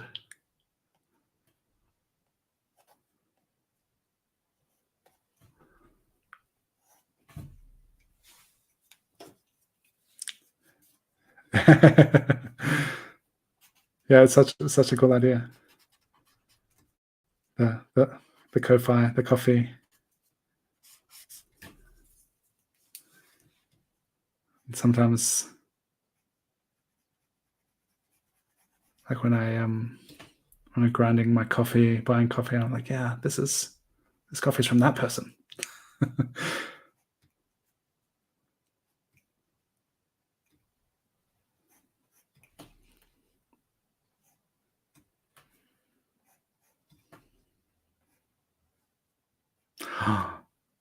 Luke is a photographer.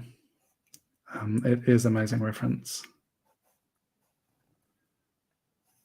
And I found this one in the Canyo group chat, the reference chat.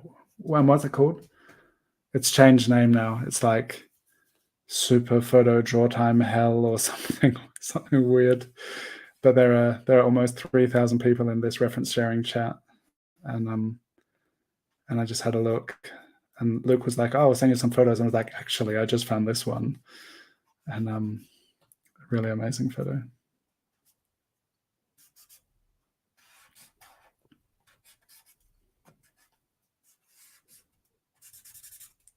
Oh, we've got 6 minutes left. I feel like I could spend a lot longer on this one. This is such a nice reference.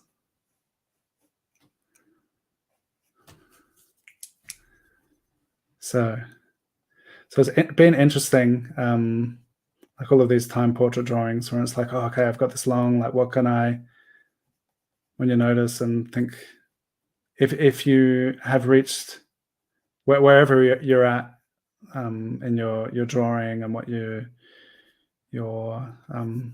like technical capabilities are, once you start becoming familiar with it and be like, okay, what can I do within this time frame? And then if you notice, I've got this long left, what's gonna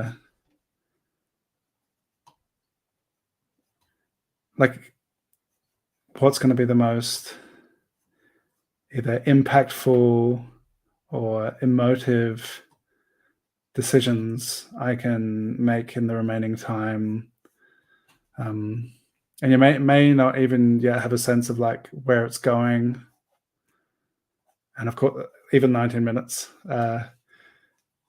for many is a very compact kind of time frame. Not for everyone. Like Lisa said, that's too long.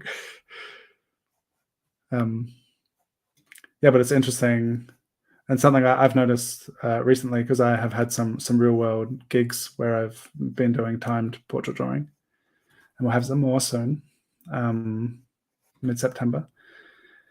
But just feel like, oh, okay, I've got this much time. What can I do in that time? I feel like for me, it's been a really interesting way to kind of become aware of what I'm doing and how I can apply my mark making in a way which is kind of fitting for that time frame.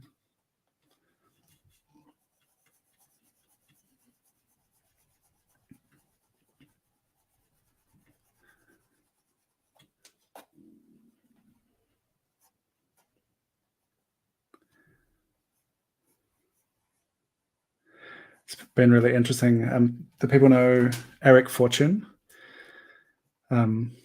On Eric's Instagram account, he's been working on this one painting. I keep seeing it coming up. He's been working on it for so long. And I remember reading a Muddy Colors blog post that he wrote a long time ago where he said the difference between amateur work and professional work is the amount of time spent. And for me back then, that was really like such a game changer, because I would spend an hour or a couple hours on something and be like, be feeling really discontent with it. And then he was doing these paintings that would take like 100 hours. And he was saying that's the difference, like just giving it the time it needs rather than rushing and feeling like it should be finished already. And it's been really interesting the past months watching this piece he's been working on. And I saw a post like yesterday, I think, and I was like, he's still painting that. Oh, it's amazing. Because, yeah, for me, it's been a big shift the past few years to, like, I've been doing this pretty fast stuff, which the original intent was to be able to start strong for a longer portrait. And then somewhere along the way, it was like, how do I, even if I spend hours and hours on a portrait, how can I keep it having this kind of life that the fast stuff feels like it has, which has been, I've practiced a lot that strong start aspect of portraiture. That sometimes now within a couple of minutes I can notice like, I need to loosen up or start again, or what is it that could make this feel a bit more dynamic.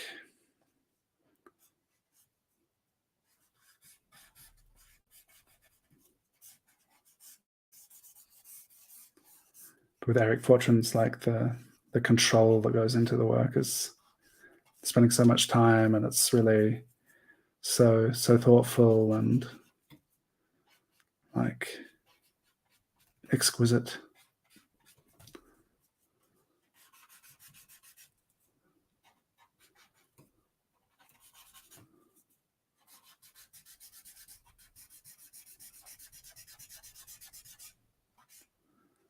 You could let me know in the chat if you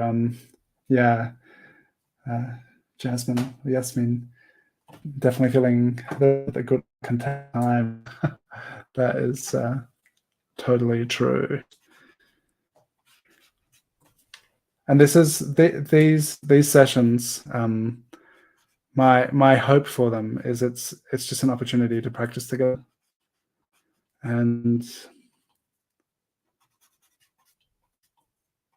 sometimes I wonder when I film tutorials like this thing that I've practiced this kind of strong start for years, really consistently. I feel like it's the most consistently I've practiced anything ever. And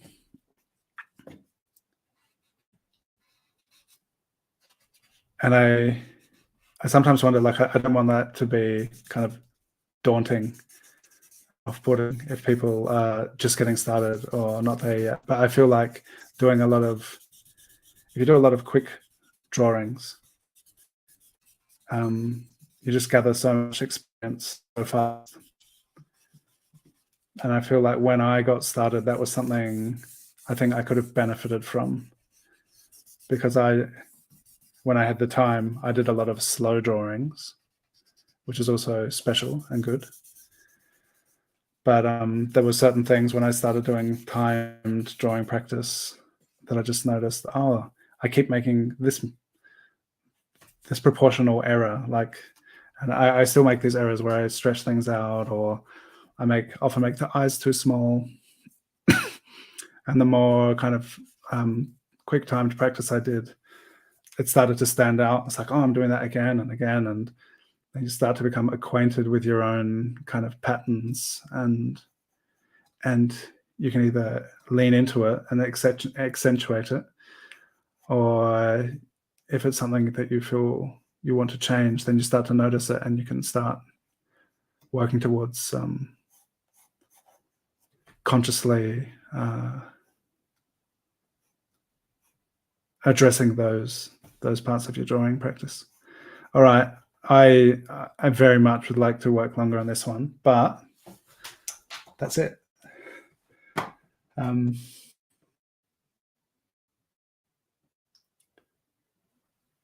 Just reading the comments. Thank you for joining late. Yeah, Luke's art is so cool, right? So I've put everyone's Instagram tags on their reference photos. Be sure to check them out and give them a follow, because there's a lot of great art people are doing.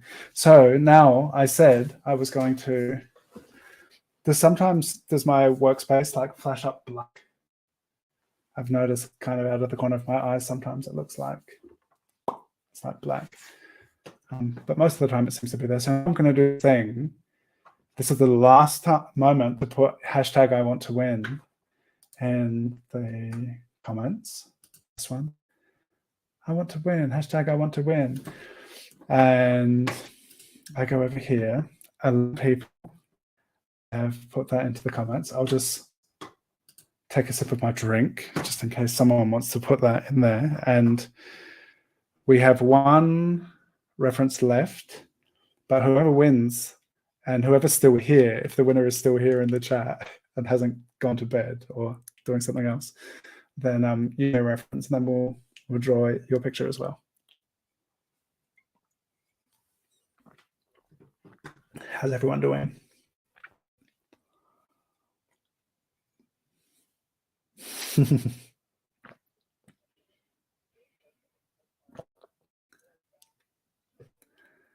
Cool. Yeah, Zan's just said she's finished 3 portraits so far. These can also they could just be a beginning. And this thing about practicing a strong beginning, if you would like to spend more time with any of them, of course, feel free to. And that's something with my time portraits practice. Sometimes I would do like a 2-minute drawing, and I was like, wow, there's something really cool in this that I don't have when I do a 6-minute drawing. And then I would like take that 2-minute drawing and then spend another half an hour with it to really kind of like flesh it out and stuff. So if this is quick for you, then feel free to spend as much time as you want on any of these.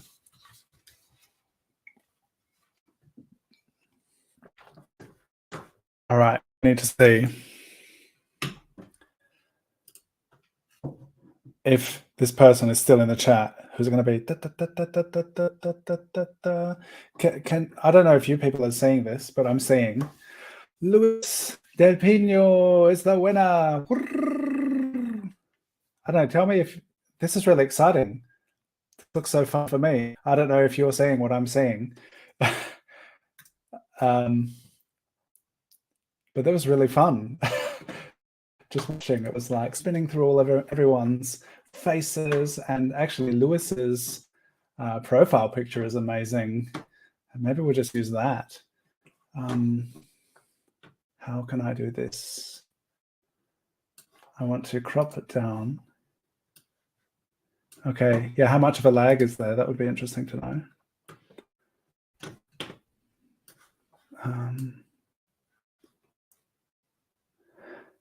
This is a really cool image.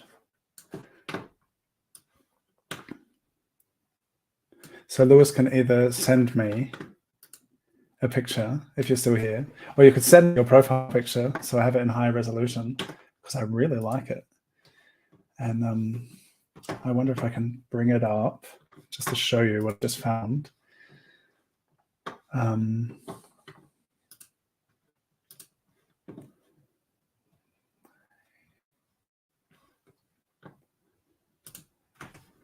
I'll see. This is fun figuring out how this stuff works. So I just took a screenshot and I can bring this up in a moment. Ta-da! Here's Lewis.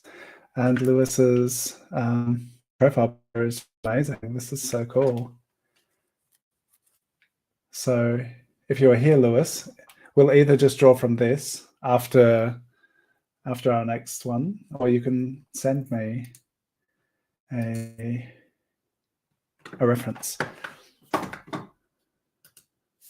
Okay, here we have henschim is the last of the 6 from the Instagram giveaway.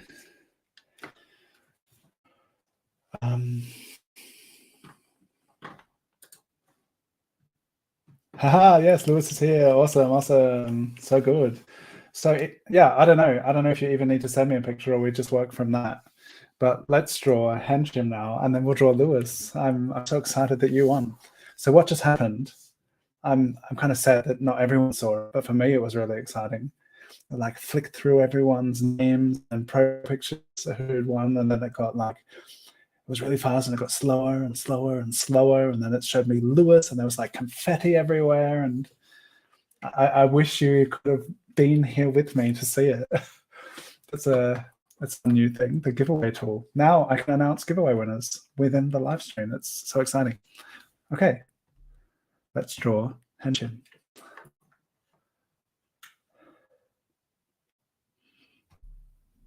Congratulations, Lewis.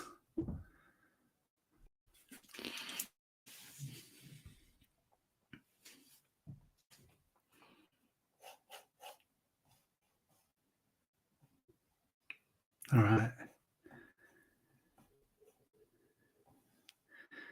See you soon. Bye.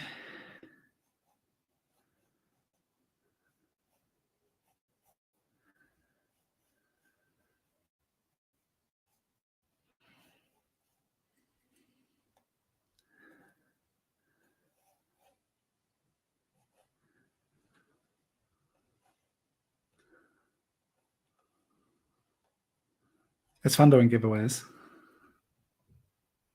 It was also nice that so many people entered the Instagram giveaway. I remember when I did my 17,000 follower giveaway sometime last year. And I said we were going to draw 17 people. And I think only 17 people, well, only 17 people entered the giveaway. And so we had like just enough to for that idea of like, we're in this live stream, we're going to do 17 portraits. And yeah, this time there was like 50 people who entered, so it was nice. And it was also fun reading what the last thing was that everyone had eaten. It was just a random spontaneous idea to make that the qualifying proof of participation.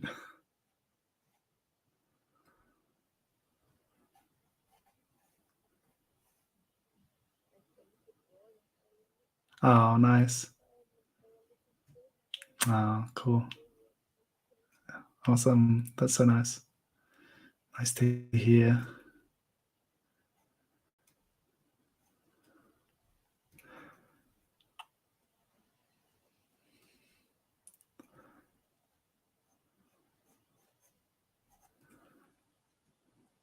It's nice that generally the people winning the giveaways, I know in some regard. And it's always so nice to be like, hey, you win, that's so cool.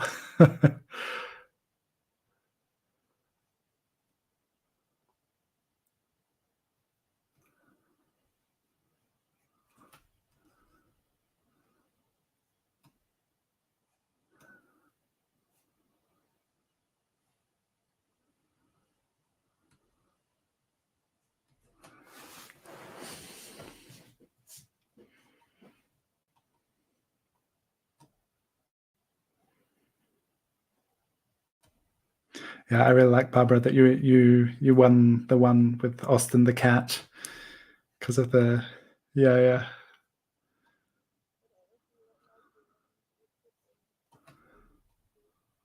Nice.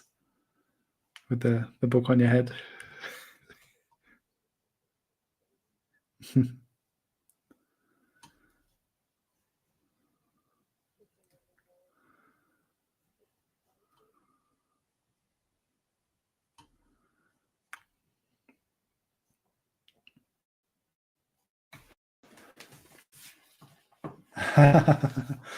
Shannon put in the chats 19 watching for 19 portraits of 19,000 for 119 minutes. Must have been the status at the time.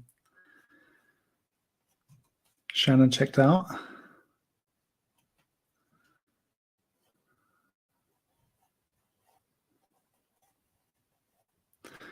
Yeah, so on the 9th of September, as part of the Instagram giveaway, we're going to do a live with a long pose, a longer portrait, which I haven't done for a long time. I think a live stream where I've just, apart from Drawn Together, where we just focus on one portrait.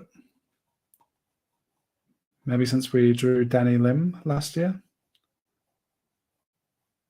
which was about an hour because I was going to a friend's birthday. So that'll be a bit different for those of you who are used to the 10-minute portrait practice in the live streams. We'll do something considerably longer next time. So that'll be in 2 Saturdays' time. Would love to have you join. What was that? Oh, cool.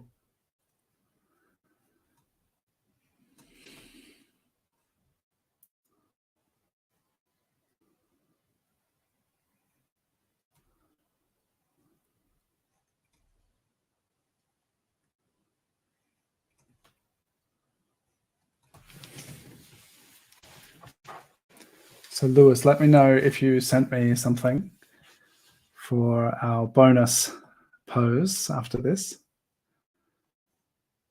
Otherwise, I'll just bring up that that screenshot I got of your picture.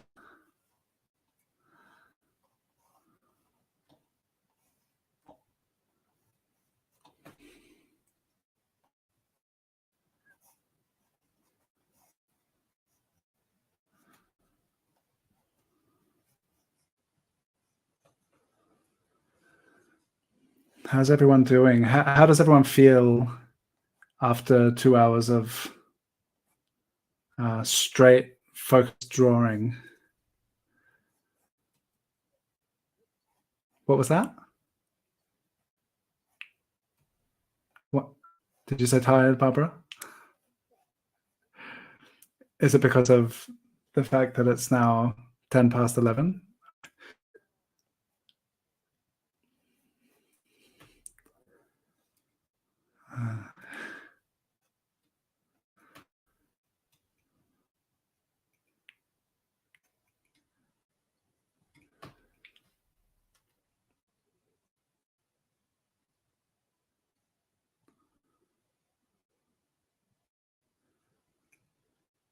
It's interesting. I don't know how long the lag is between YouTube and what I'm saying.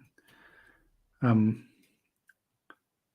on Thursday night, I switched to something which said, what was it?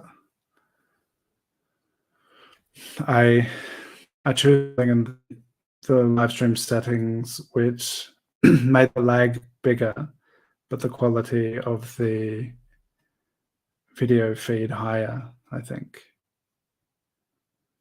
So it's pretty hard to tell how long it is between I say things and when they get heard.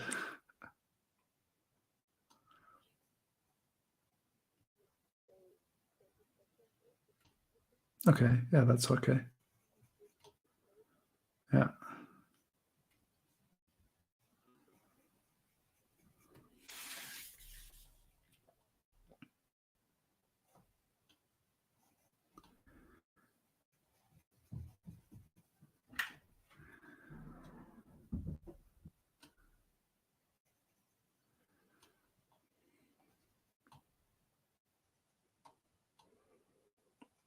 Who's going to Berlin for the urban sketching?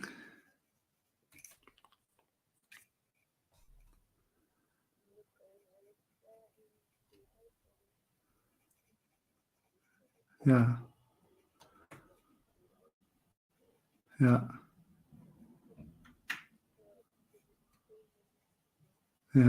Yeah.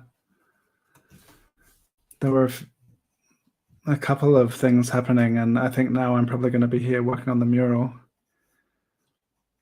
because I've probably in September I'll have 3 surfaces to work on, need to be done by October, and potentially another mural, which is still not kind of locked in, but a big outside one, which would be good to do before it gets too old.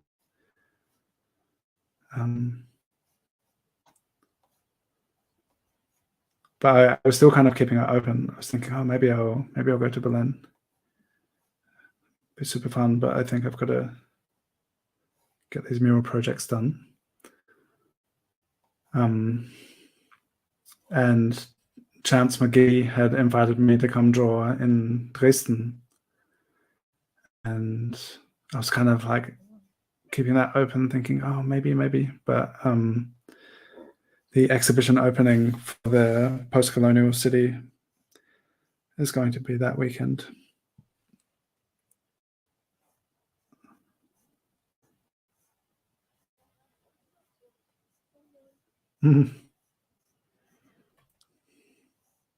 Are the cats around?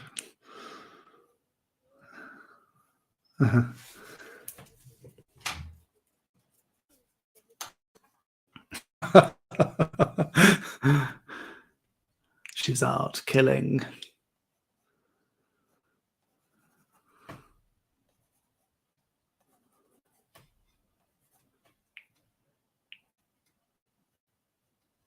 So Barbara, have you watched season 2 of Good Omens?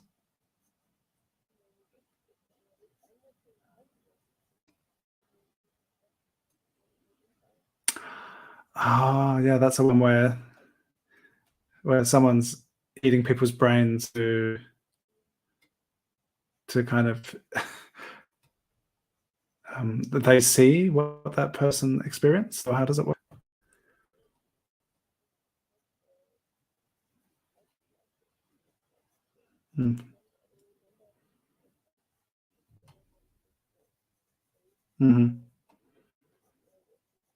iZombie.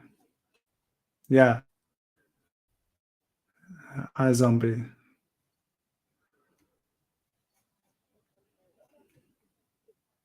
Yeah. Yeah. Cool.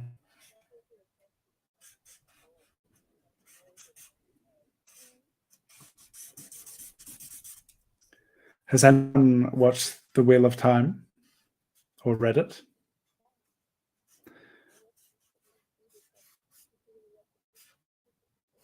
Really? It's interesting because I've read it and I watched the series and I was like, hey, this is cool. I put watching it for a while because I was like, it just can't be as good. But then one evening I was like, oh, could give that a try. And I'm pretty good at letting go of my kind of experience and expectation when I watch like a static adaptation of something that I've read, like just let it be its own thing. And yeah, I really enjoyed it. And I started watching it with Kira, and Kira, she read the first, this was before we had kids, that Kira read, I think, the first 3 books or so. And we watched Lord of the Rings together, which we both really like. With The Wheel of Time, there's no comic relief, whereas The Hobbit and Lord of the Rings, it's kind of, there'll be war and battle, but then they'll be like, hey, here are the fun times. And or in the midst of it, there'll be like Gimli or some character who kind of does something funny, which kind of gives a bit of levity to some of the drama and the battles and stuff. And in The Wheel of Time, there's none of that. It's all serious. So after the first opening scene, as soon as the first splatter of blood occurred, it was just like, oh, that's enough for Kira. So then I watched the rest on my own. But yeah, next week the season 2 of that's coming out as well.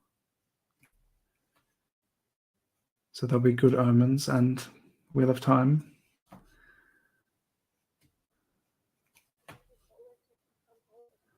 Yeah.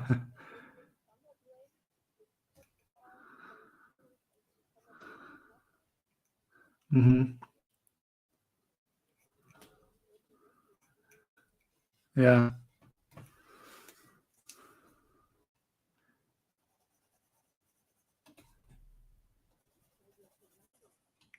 Yeah, how are things going with the writer's strike? Haven't heard anything for a while. I know Neil Gaiman was really active with it and informing his followers about it. Yeah.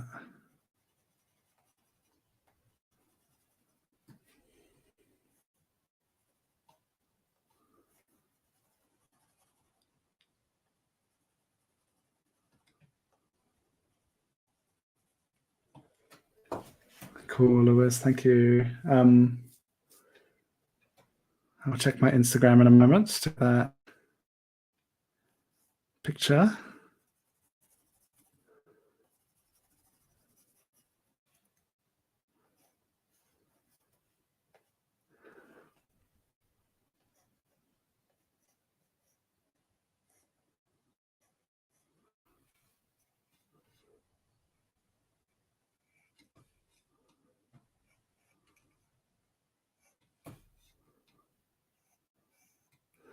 The post-colonial city called Creative Week. There's going to be a week of workshops and presentations and stuff. And then it's kind of culminating with the opening of the exhibition on next Saturday. And then on Sunday, there's going to be an artist brunch. So I'm not teaching any workshops throughout the week, but I was thinking it'd be fun just to go and do some live sketching at the artist brunch. So if any of you are in Göttingen or close to Göttingen, and if that piques you, you're interested in the idea of a post-colonial creative week, you can check that out on this. I think it's Göttingen Postkolonial and Stadtteil Göttingen. Instagram accounts have all the information about it.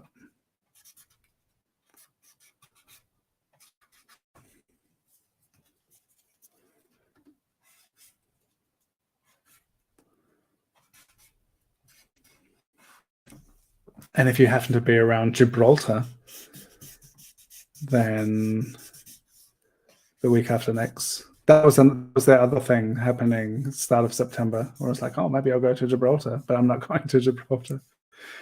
But I have three in an exhibition which is open on the 4th of September, I think.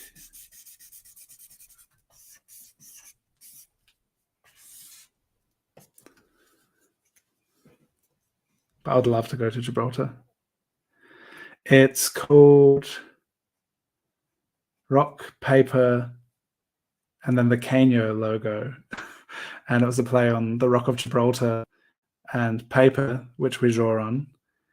And the Canyo symbol kind of looks like scissors. And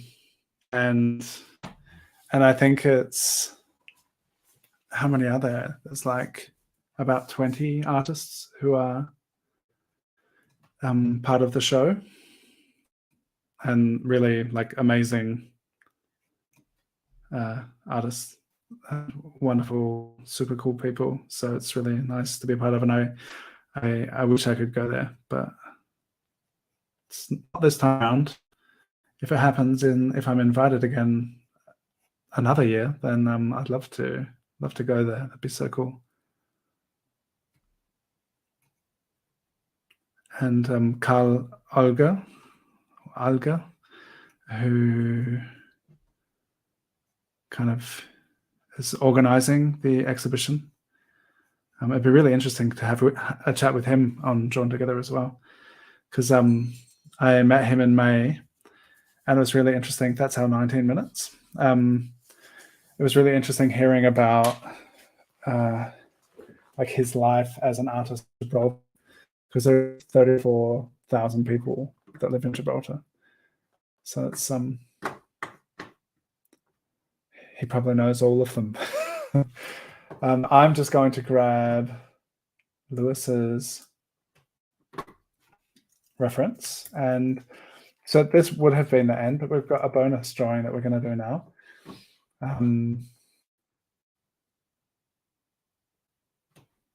Messages.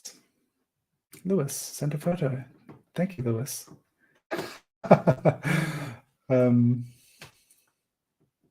Funny. Cool. Which one? Sent me 3 choices. I think the middle one, I really like the shadow.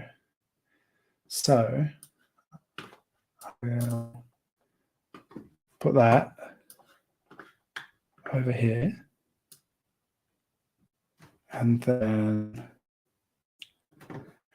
this is something I haven't done before either, in a live stream, just in the middle of things, to spontaneously put a reference in. See if it'd be cool if there was like a drag and drop feature and you could just like drop something into the live stream.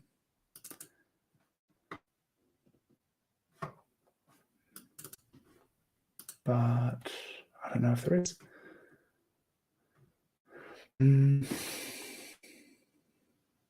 I might need to do something clever. So, as I'm doing this, I'd love to hear from everyone in the chat. How are you doing? Maybe you're still working on the last piece, or how many of these pieces that we've been working on have you been able to get through so far? If you're keeping to the time that I've been keeping as well. All right, can I do this? Bam. Nope, no drag and drop. Okay.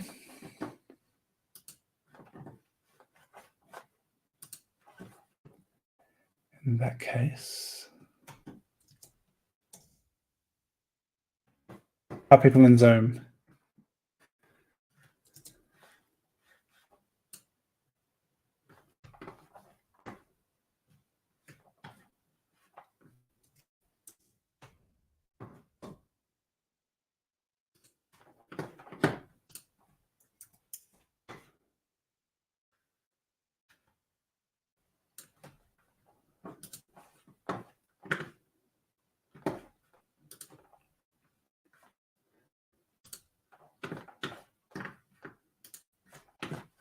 All right, almost ready.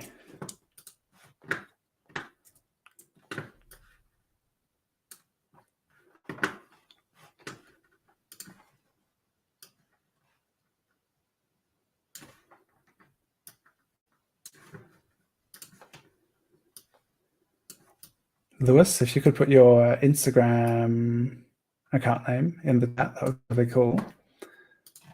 As I don't have it in the overlay here that I'm making at the moment.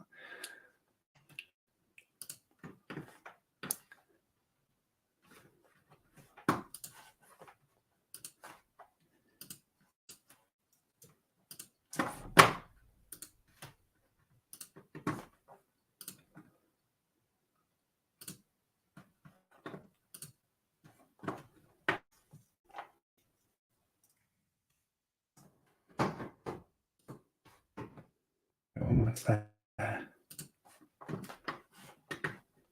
Yeah, thank you to everyone who's still here. It's always great fun hanging out and drawing together with you. And yeah, use the hashtag drawing with Dylan if you're posting, and tag me, because I'd love to see the work that you've been doing. And I'll be sharing what I see in the coming days. So if you tag me in it, hopefully I'll see it. Sometimes it doesn't always work out for whatever reason. Don't always get notified or don't always see things, but I do my best, and I love your stuff. And especially if it's in stories and I'm tagged in it, it's really easy for me to then share it to my stories as well. Here's this. All right, final drawing of the session. Now I need it on my iPad too. So you can all start drawing now. And okay.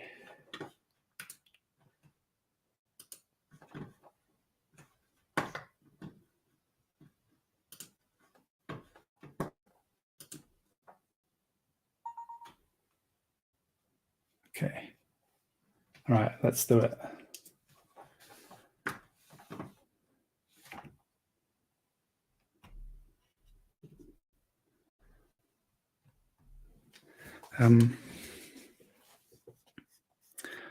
I've drawn Lewis a few times. If anyone's done my calligraphy pen portrait class, we drew Lewis on the opening page, the first lesson, and we met in one of my one or maybe two of my Friday morning Zoom sessions. I haven't been Friday mornings for a while, since things have gotten busy this year. But once things slow down again, there will be. There probably next week will be the first Friday of the month, and we would do a session. But I've got to get these murals done. But I'm thinking, hopefully, that'll be wrapped up by the first Friday of October, and then we can get to it.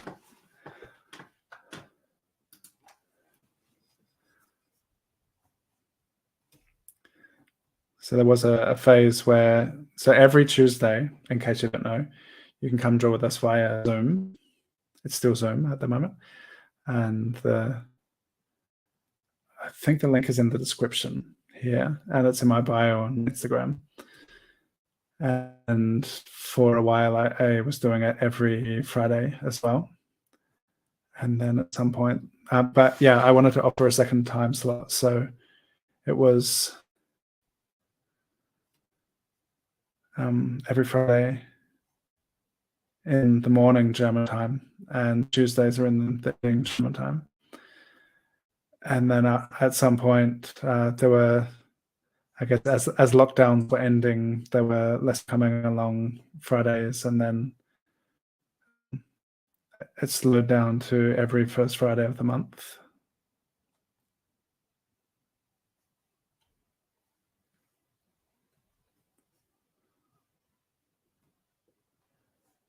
And since, when was it? Maybe May.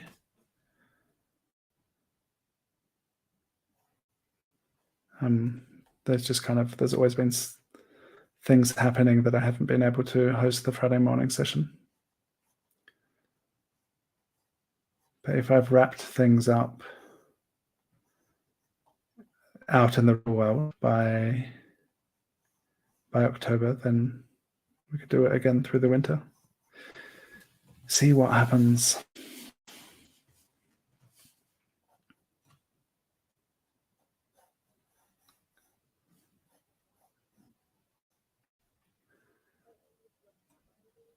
Yeah, Fridays are nice. Huh?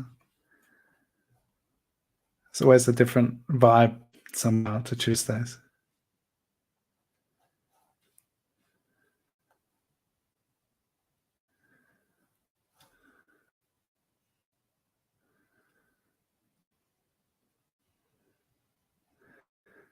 Yeah, it's been really cool because like with the live Zoom events I've been hosting for 3.5 years now. There are so many people that I have gotten to know, and some even if they were only came like once or twice, that we we've actually been able to together and see each other and gotten to know each other, and it's just been a really it's really deepened my experience of like social media and kind of life online, because there was really definitely a phase where it was kind of like all of this online stuff, like when I do things in the real world, it's like it's not real, but it's there's been so much inspiration, and then the bonding and the community that has grown. Like at some point it was like, oh, just seeing all these people who are posting their amazing work and like trying things out and growing together, challenging together and stuff. That was really cool. And then by doing these live sessions, actually like sitting screen to screen, face to face with people, even when we don't turn the camera on, sometimes it's like, oh, I know you've been there. There's like a it's deepens the connection and the experience of knowing you're out there.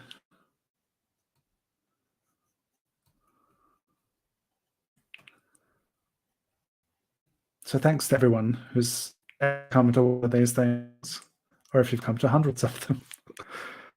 It's been quite a few now.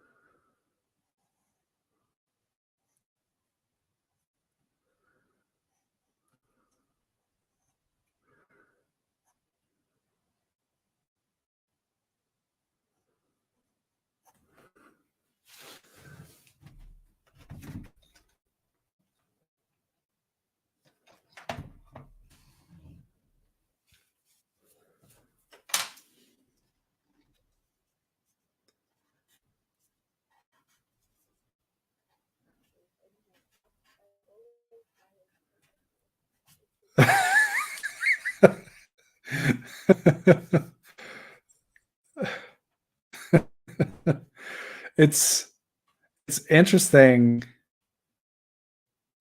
It's an interesting angle. It's really, there's definitely like some perspective distortion, probably like the wide angle camera on the phone, and an interesting perspective.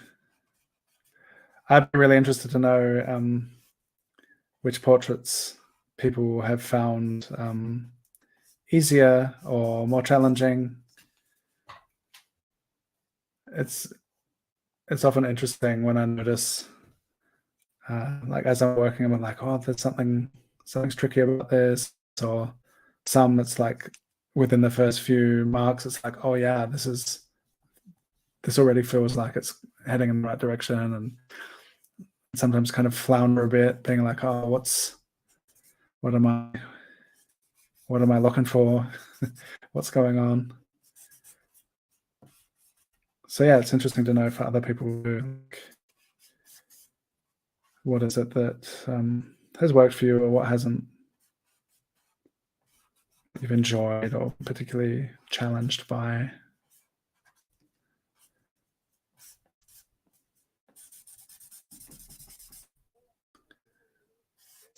Mm-hmm.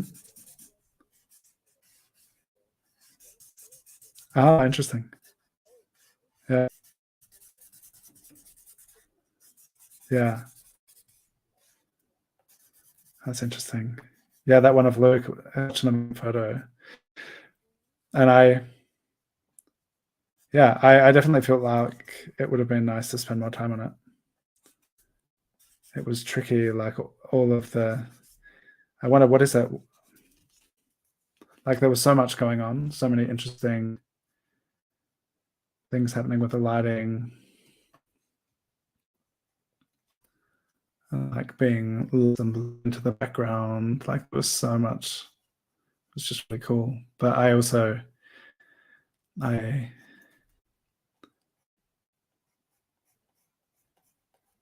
had that feeling of wanting more once the time was up.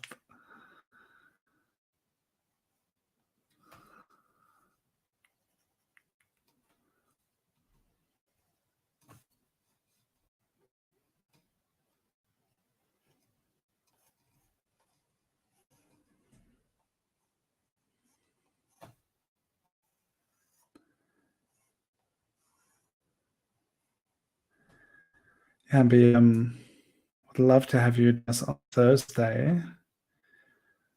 Very, very exciting to have Nicolas Uribe joining us. He's been a huge inspiration to me and many people, and has the YouTube channel Our Painted Lives. I'm not sure if it's still daily streams, but it was for a while. Daily live streams of like one of the most inspiring contemporary oil painters, but he also did color pencil drawings and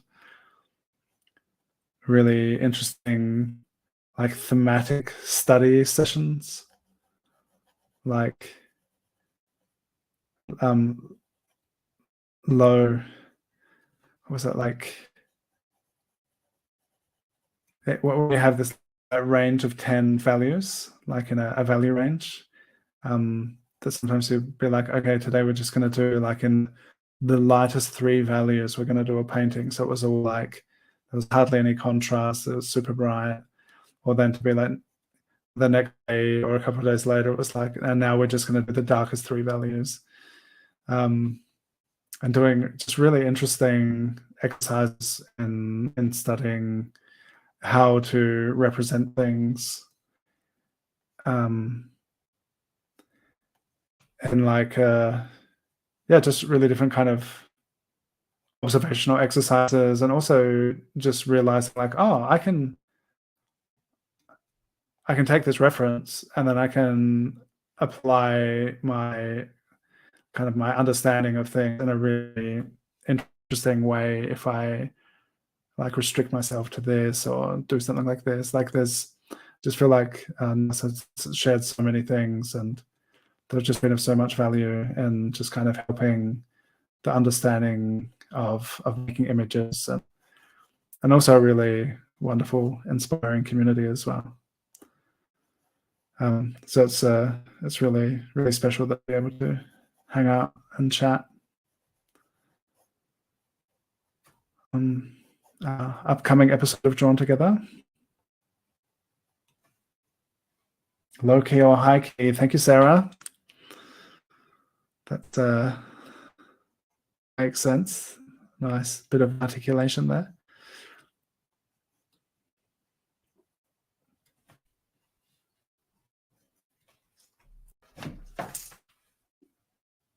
What's going on with my timer? In the beginning, it would just stayed on the whole time, didn't it? Now it's switching itself off. still keeping time.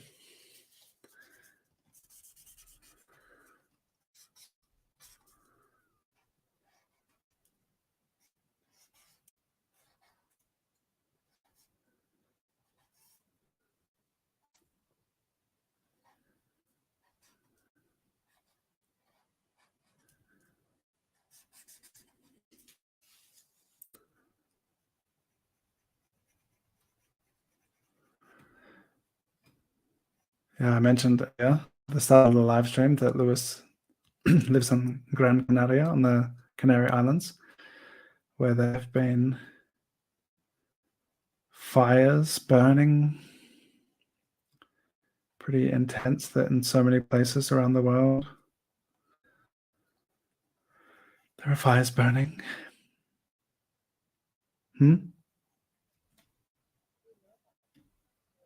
Yeah, Canary Islands, Greece, Italy, I think, Hawaii, Canada,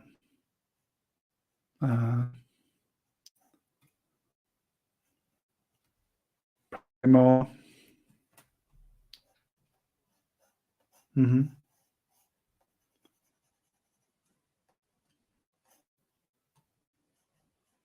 Oh.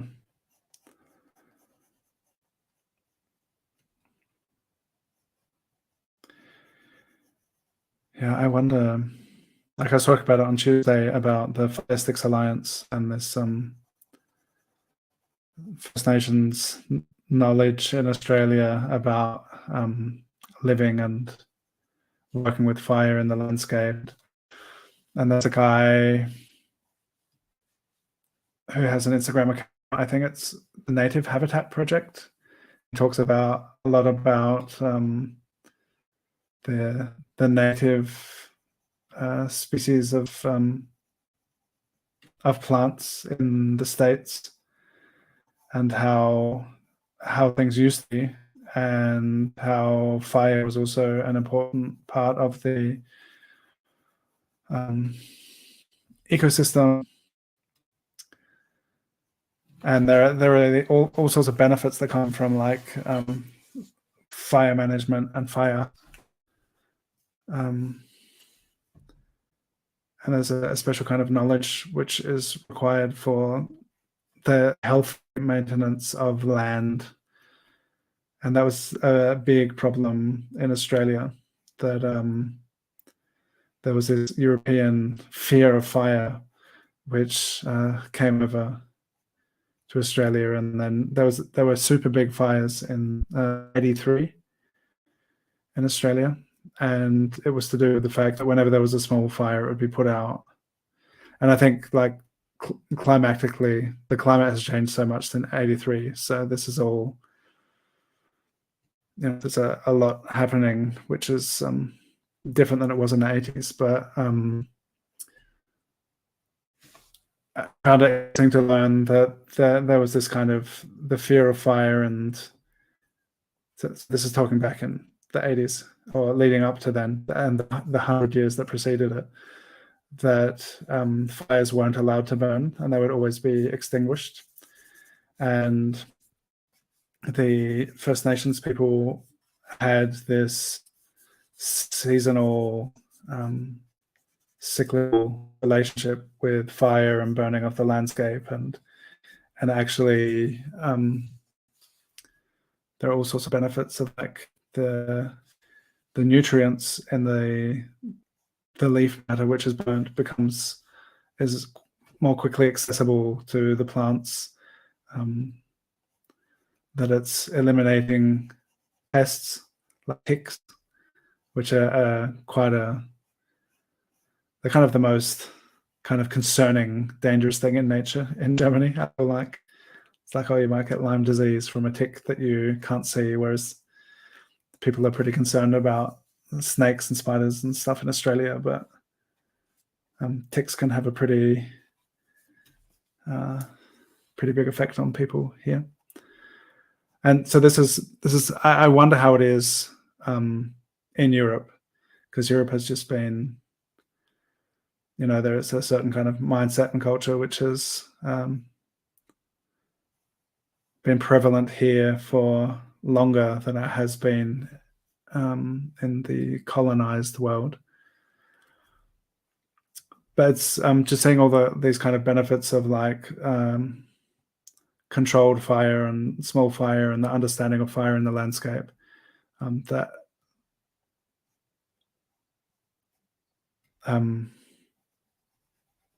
like if that would have a role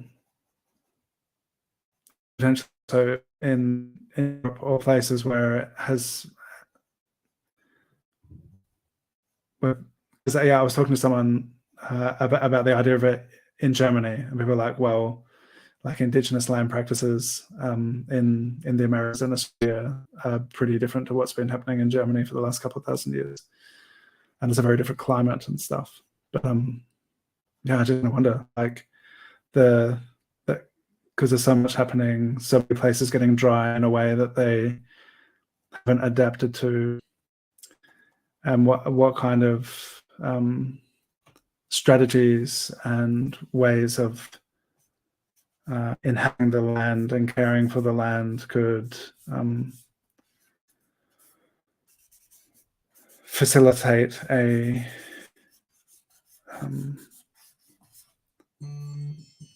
more a healthy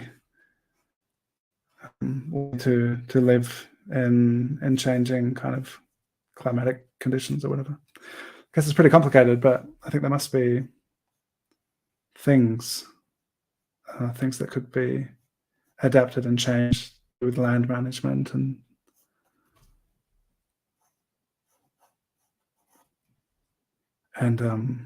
stop burning fossil fuels is probably a good idea as well.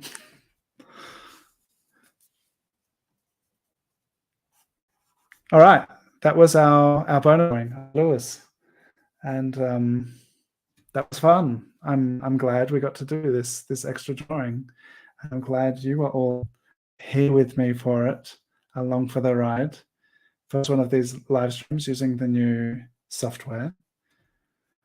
Yeah, if you like buying me a coffee, could chip into this new StreamYard service. But if you just want to, the thumb up and the subscribe button if you're not already subscribed, that's also a great way to support and let people know about these sessions, because it's really fun doing this together. The more the merrier. And I'm just going to have a look at the work I've done so far. And thank you all for being here. If you've got to jump off now, if you're really tired, I'm pretty tired. That's fine. You can just head off. But I'm just gonna have a look at the drawings I've done just to wrap this up. It's always nice to kind of reflect on what's been. I really liked this one of henschim. As we began, I feel like it wasn't super high contrast, and I kind of feel like excited by high contrast drawing references. And this was not super high contrast. I think it really worked out really nice. There was some point, Christo, it was so nice having you here with us, Christo. At some point I was like, oh, I felt like pretty far into the time already, and I was like, oh, it's kind of some of the strength that I feel in some of my other drawings. It felt like a little comment, and I felt like I definitely had the likeness there, so that was nice. And Sarah, thank you for being here with us. It's really nice working from that reference. This one was super fun. Oh, I really liked the shadow shape on that side, and it was like bordered by what was going on over here. And actually, this first one was really cool as well. It's really interesting to see like the differences in the different references that here was. Gabriela sent me 6 different photos, and they were all really cool. And this was interesting because it was like the least visible of any of the faces. But I really like that it has this verticality that the others don't, because the hands and the arm and the hat have become like part of it. Yeah, that was that. I would love to see all of your work. So if you are sharing and using the hashtag Drawing with Dylan, be great. and tag me in your posts. And come back and join us next time. And you can come to us on Thursday if you like. Thank you all for being here.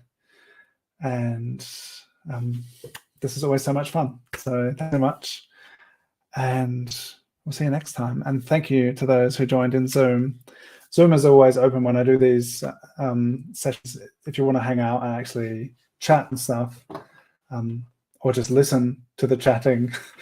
There were some people who came and joined in Zoom who didn't say anything and just hung out for a while and then left. And that's totally cool too. But yeah, thank you everyone. It's been lots of fun. I'll be sending these out to everyone. So if you have been drawn, get in touch with me and let me know where to send it to. And that's it. See you next time. Enjoy the rest of your weekend. And thank you, Lewis, and thank you to everyone who played along in the live chat giveaway. It was a fun thing to do, and it was very exciting seeing all the confetti when Lewis came up. So thanks everyone, and take care, stay safe, and see you soon.